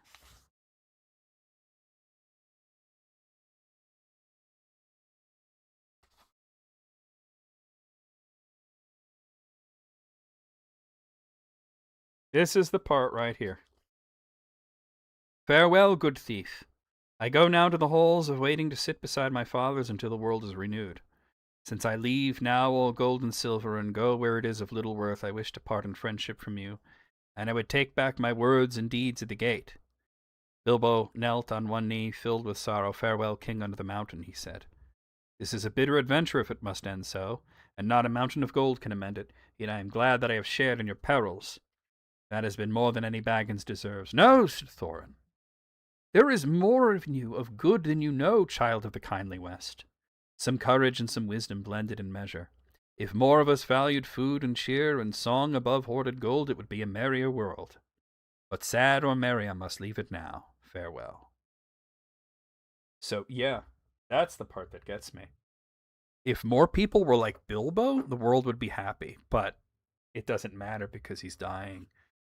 Aemir seeing his sister dead made him go berserk. Absolutely, he enters into the berserker fate, and this is very true of this sort of like Northman type Norse style warrior king like Aemir. You know, he is completely in the berserker mode, and nothing's gonna stop him.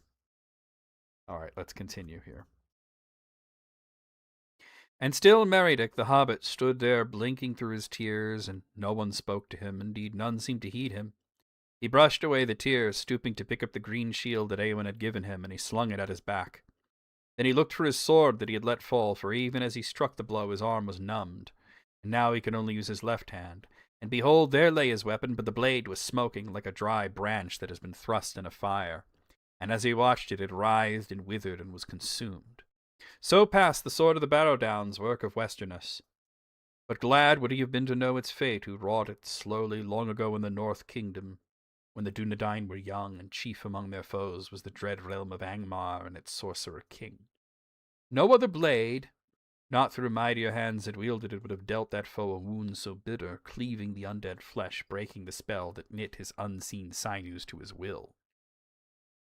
Men now raised the king, and laying cloaks upon spear truncheons, they made shift to bear him away from the city, and others lifted Eowyn gently up and bore her after him. But the men of the king's household they could not yet bring from the field, for 7 of the king's knights had fallen there, and Daorwine their chief was among them. So they laid them apart from their foes, and the fell beast, and set spears about them. And afterwards, when all was over, men returned and made a fire there, and burned the carcass of the beast. But for Snowmane they dug a grave, and set upon a stone, upon which was carved in the tongues of Gondor and the mark, faithful servant yet master's bane, Lightfoot's foal, swift Snowmane. Green and long grew the grass on Snowmane's howe, but ever black and bare was the ground where the beast was burned. Now slowly and sadly, Merry walked beside the bearers, and he gave no more heed to the battle. He was weary and full of pain, and his limbs trembled as with a chill.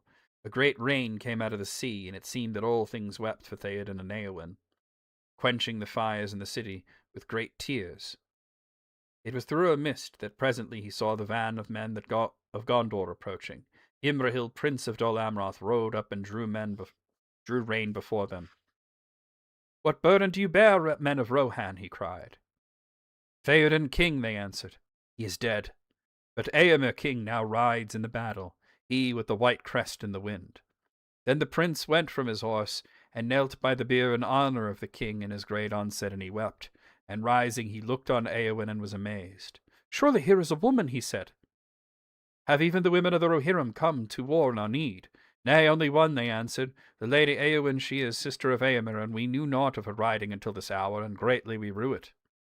Then the prince, seeing her beauty, though her face was pale and cold, touched her hand, and he bent to look more closely on her. "Men of Rohan," he cried, "are there no leeches among you? She is hurt to the death maybe, but I deem that she yet lives." And he held the bright burnished vambrace that was upon his arm before her cold lips, and behold, a little mist was laid on it hardly to be seen.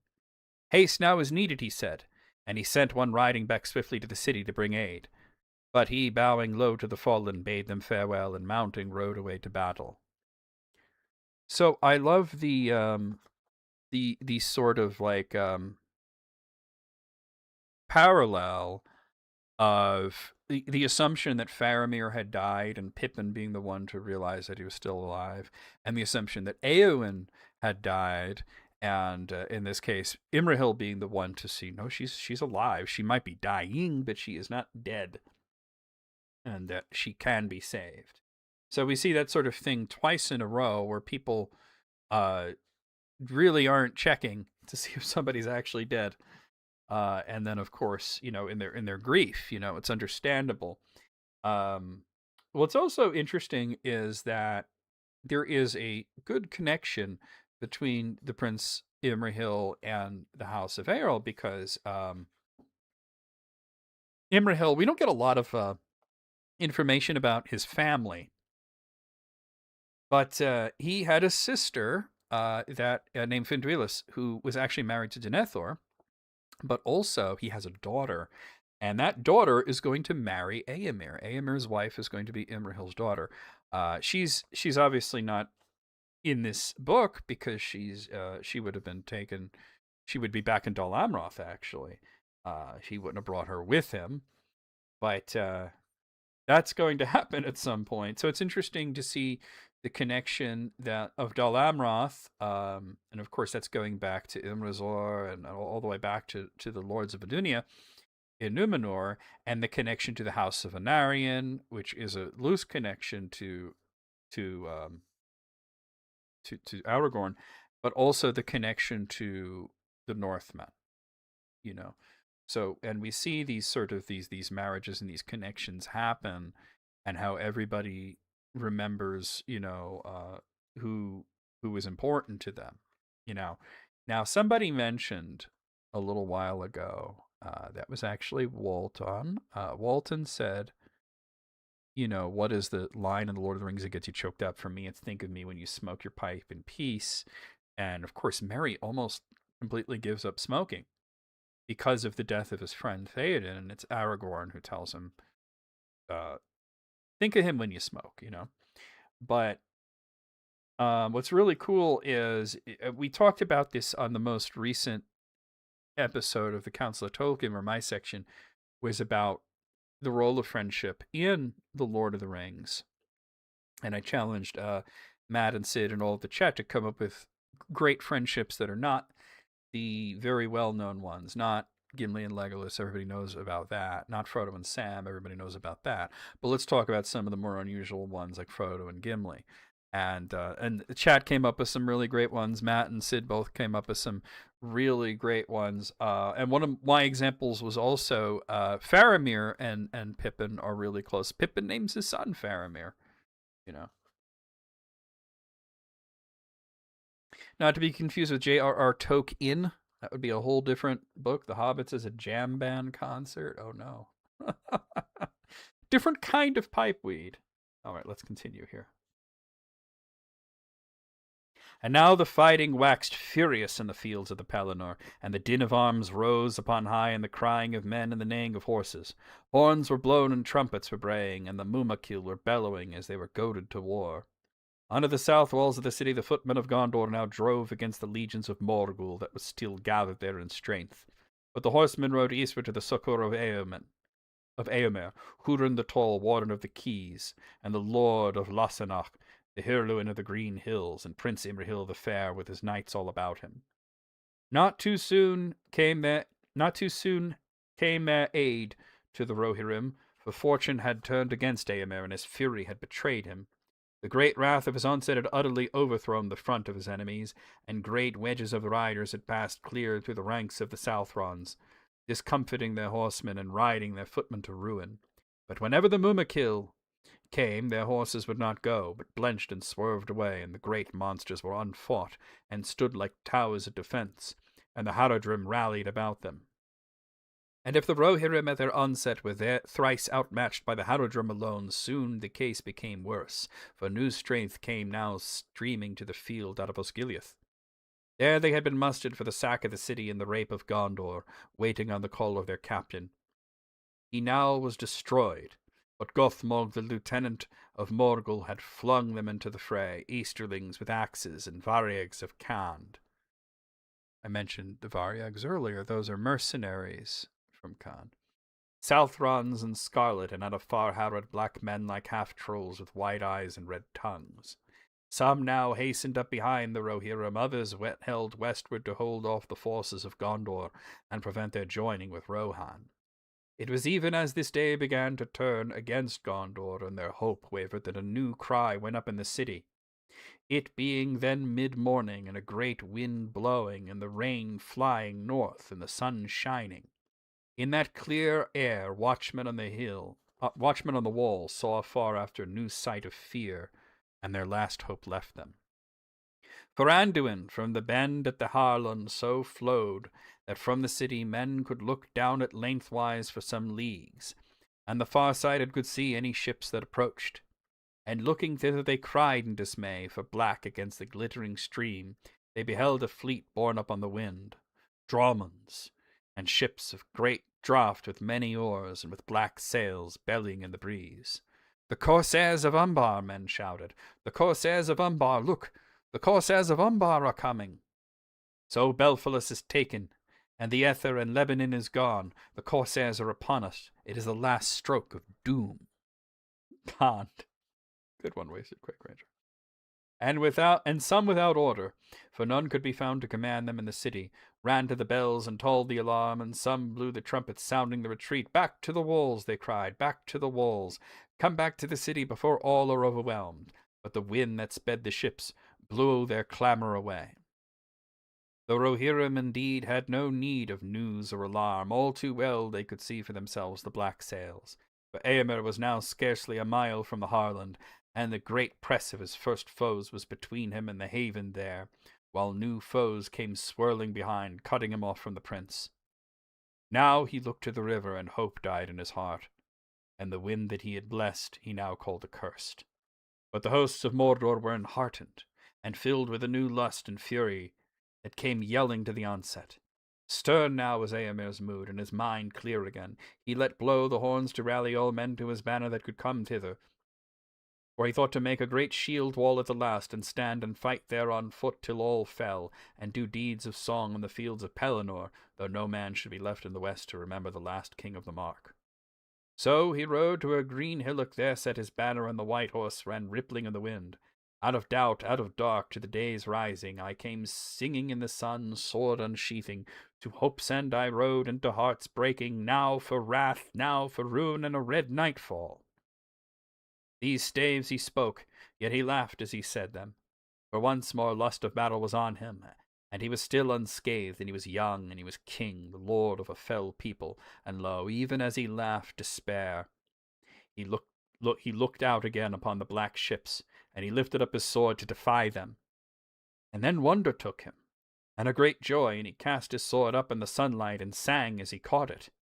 And all eyes followed his gaze, and behold, upon the foremost ship a great standard broke, and the wind displayed it as she turned toward the Harland. There flowered a white tree, and that was for Gondor. And 7 stars were about it, and a high crown above it, the signs of Elendil that no lord had borne for years beyond count. And the stars flamed in the sunlight, for they were wrought of gems by Arwen, daughter of Elrond. And the crown was bright in the morning, for it was wrought of mithril and gold.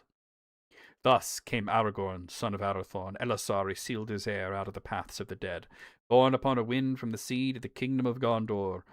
And the mirth of the Rohirrim was a torrent of laughter and a flashing of swords, and the joy and wonder of the city was a music of trumpets and ringing of bells. But the hosts of Mordor were seized with bewilderment and a great wizardry. It seemed to them that their own ships should be filled with their foes, and a black dread fell upon them, knowing that their tides of fate had turned against them, and their doom was at hand. East rode the knights of Dol Amroth, striving the enemy before them, trollmen and varyags and orcs that hated the sunlight. South strode Eomer, and men fled before his face, and they were caught between the hammer and the anvil. For now men leaped from the ships to the quays of Harlond and swept north like a sword. Then came Legolas and Gimli wielding his axe, and Halbarad with the standard, and Elladan and Elrohir with stars on their brow, and the dour-handed Dunedain, rangers of the north, leading a great valour of the folks of Lebanon and Lamadon and the fiefs of the south. But before all went Aragorn with the flame of the west, Anduril, like a new fire kindled, Narsil reforged as deadly as of old, and upon his brow was the star of Elendil. And so at length Eomer and Aragorn met in the midst of battle, and they leaned on their swords and looked on one another and were glad. Thus we meet again, though all the hosts of Mordor lay between us, said Aragorn. Did I not say so at the Hornburg? So you spoke, said Eomer, but hope oft deceives, and I knew not then that you were a man foresighted, yet twice blessed is help unlooked for, and never was a meeting of friends more joyful. And they clasped hand in hand. No more, indeed more timely, said Eomer. You come none too soon, my friend. Much loss and sorrow has befallen us. Then let us avenge it ere we speak of it, said Aragorn. And they rode back to battle together.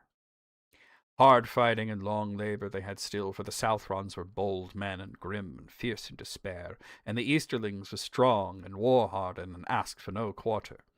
And so in this place and that, in burned homestead or barn, upon hillock or mound, under wall or on field, still they gathered and rallied and fought until the day wore away. Then the sun went at last behind Mindolluin, and filled the sky with a great burning, so that the hills and the mountains were dyed as with blood.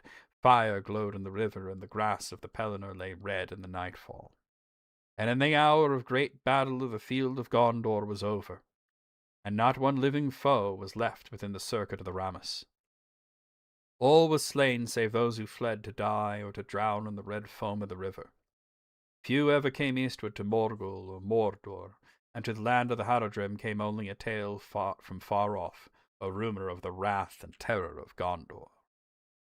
Aragorn and Eomer and Imrahil rode back toward the gate of the city, and they were now weary beyond joy or sorrow. These three were unscathed, for such was their fortune, and the skill and might of their arms, that few indeed had dared to abide them or look upon their faces in the hour of their wrath. But many others were hurt or maimed or dead upon the field. The axes hewed Forlong as he fought alone and unhorsed. And both Dwelin of Morthond and his brother were trampled to death when they assailed the Mumakil, leading their bowmen close to shoot at the eyes of the monsters. Neither Hirluin the Fair would return to Pinuth Gelen, nor Grimbold to Grimslade, nor Halbarad to the Northland's dour-handed ranger. No few had fallen, renowned or nameless, captain or soldier, for it was a great battle, and the full count of it no tale is told. So long after a maker in Rohan said in his song of the mounds of Munburg, we heard the horns in the hills ringing, the swords shining in the south kingdom. Steeds went striding the stoning land, as wind in the morning. War was kindled. There Theoden fell, Thengling mighty, to his golden halls and green pastures, in the northern fields never returning.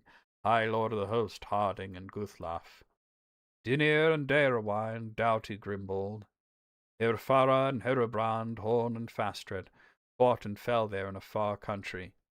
In the mounds of Munburg, under mould they lie, with their league fellows, lords of Gondor. Neither Hirluin the Fair to his heels by the sea, nor Forlong the old to the flowering vales ever, to Arnach, to his own country, returned in triumph, nor the tall bowmen, Derfin and Dwelin, to the dark waters, Meres of Morth under the mountain shadows.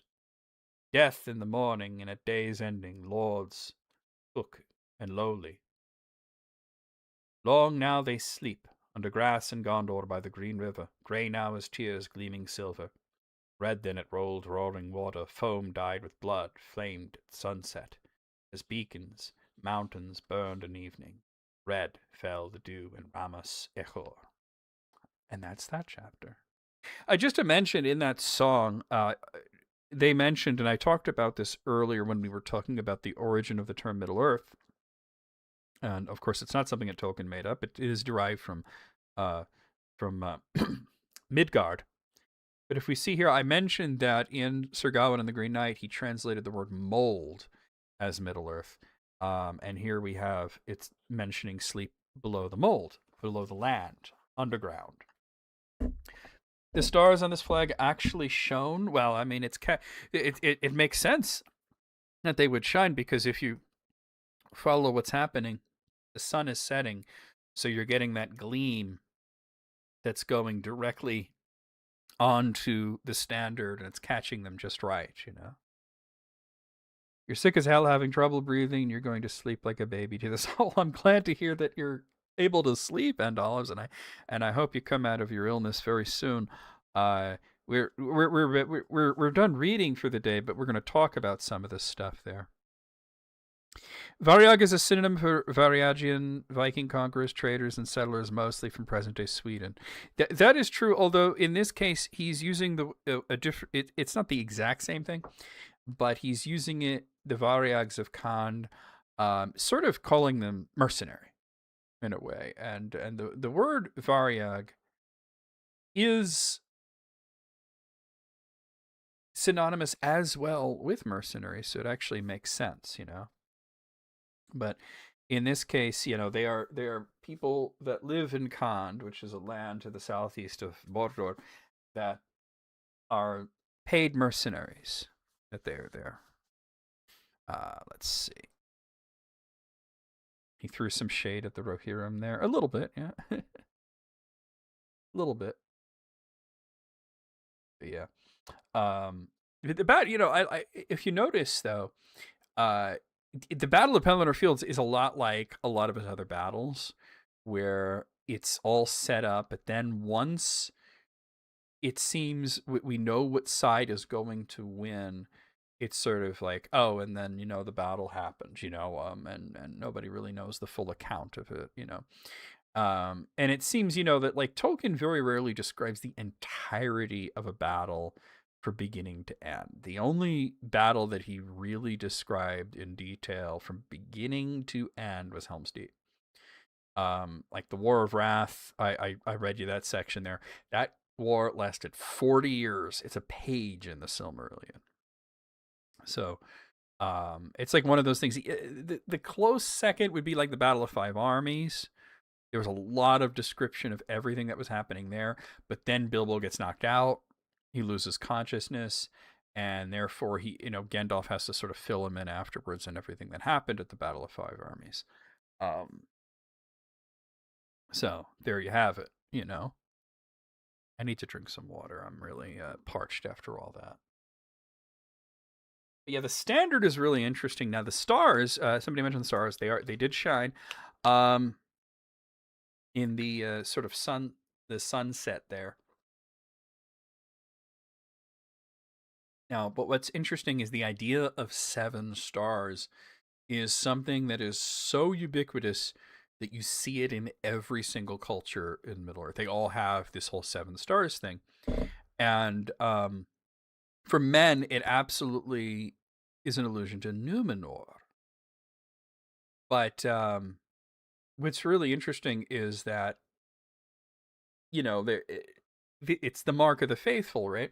Because it's really a constellation known as, it's got a lot of names, but the Valakirka, Sickle of the Valar, which is a grouping of stars that was said to be something that drove terror into the heart of Morgoth. And we call it the Big Dipper, you know what I mean? That's not to say that the stars were arrayed in a Big Dipper shape on the flag. They probably were not. But that 7 stars, and in fact, just the number 7 in general, has a connection to just about every culture. It's a really big thing for the dwarves because of Durin's crown. And what's interesting is that there has been a lot of argument back and forth in Tolkien studies about whether the constellation Durin's crown is the same as the Valakirka. And I would say that Durin's crown is not a constellation. It's not. It never was. Because you only see it when you look into the mirror.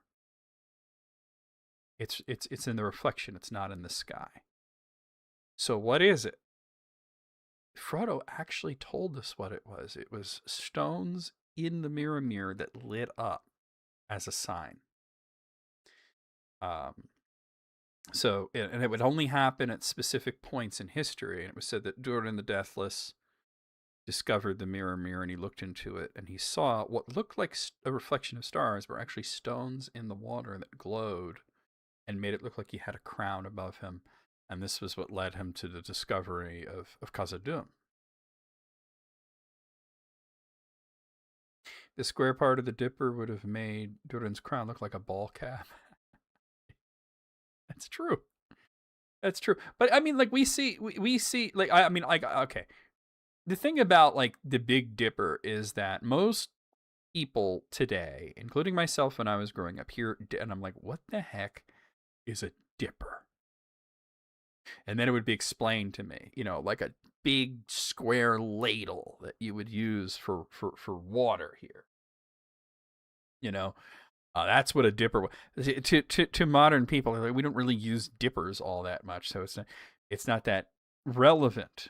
But what's interesting is that all of, you know, okay, Big Dipper is one of those things that you see it in, and if you know what a dipper looks like, yes, it does look like a dipper, but it could look like something else to somebody else, and that's why a lot of the different cultures in Middle Earth call it different things. They call it the bear, they call it the wain, they call it a bunch of different things. And of course, the bear is great because of Ursa Major, which means big bear, and they call the constellation the bear. You know, so it's Jerry the cowboy. Yeah, I mean, to me, like if you were asking me to point up at the sky and point out some constellations, I'm really bad at it. You know, I could point out the dippers. Yeah, we would call it a ladle, you know. I could point out Orion, but beyond that, I'm really bad at it. You know, I couldn't tell you which one's Cassiopeia or any of that. You know, I'm not that good at because it takes such imagination to come to that. You know, like people really were using their imagination, and everybody imagines a different thing. So, what one culture might call a crown, another culture might call a wain, and another culture might call a bear. You know, so, I don't know how they got bear from that shape, but hey, there's a lot of them that I'm like, how did they get that? Okay, somebody has an active imagination. But anyway, we got through 2 chapters today. I'm going to pull the book down again, actually, because we're going to talk about scheduling. So the next stream will be next week for YouTube. The 16th, we'll play that Two Towers game. And then on the 23rd, we'll return again and we'll read more of this. So we'll be returning in 2 weeks to go on to the next few chapters. Now, looking at it, you know, chapter 7 is the Pyre of Denethor. That's a big one. Not a long one, though. The chapters get really short in this section. So we'll probably get through that and the Houses of the Healing as well. The Houses of Healing is a bit longer, but I think we can get to those 2. And then there's the last debate, and the Black Gate opens, and that's the end of book 5. Then we have book 6, and we have the appendices and all that stuff. But yeah, that's the schedule for YouTube at least. Next week we'll have the not the Two Towers. Oh, it is the Two Towers. Yeah, the Two Towers video game for the Game Boy Advance, which is a lot of fun, by the way. A lot of stuff to talk about that. Denethor's Big Barbecue. Thus passes Denethor, son of Ecthelion. I mean, you know, it's one of the most disturbing things when they say that the Palantir that he was holding when he died was damaged by the fire, which makes perfect sense, but that only the most powerful seers could use it after that.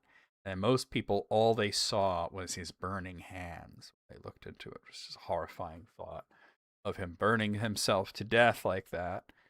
He probably could have come up with something less painful, but he had to be extremely extra, as Denethor usually is. The Freddy Krueger, I get more or less. I mean, he's not gonna come back and haunt anybody like Freddy Krueger did.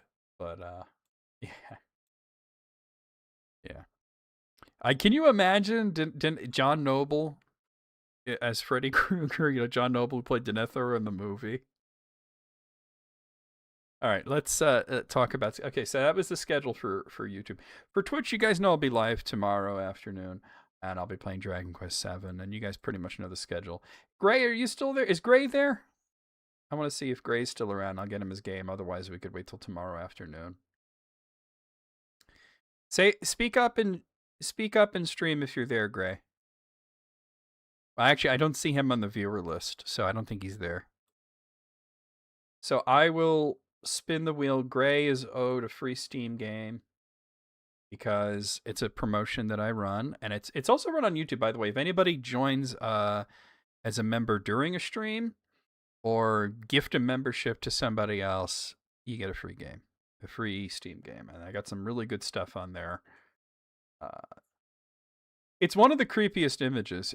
People forget how messed up the Lord of the Rings can actually get, and it's like, wow, I read this. I was really young when I read this too. So I read The Hobbit when I was 7 years old. Yeah, it's kind of wild when you stop to think about it, right? The Hobbit's not that crazy. Then the Lord of the Rings is like I was 10, you know. So yeah, he clung to the stone even in.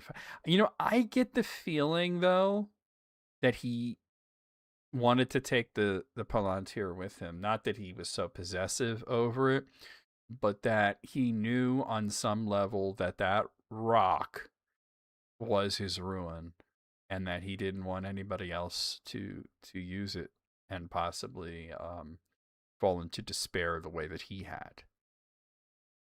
But I like to believe that there was still some semblance of sanity left in him, even as he was ranting and raving and waving a knife around and trying to burn Faramir to death, even though he was still alive.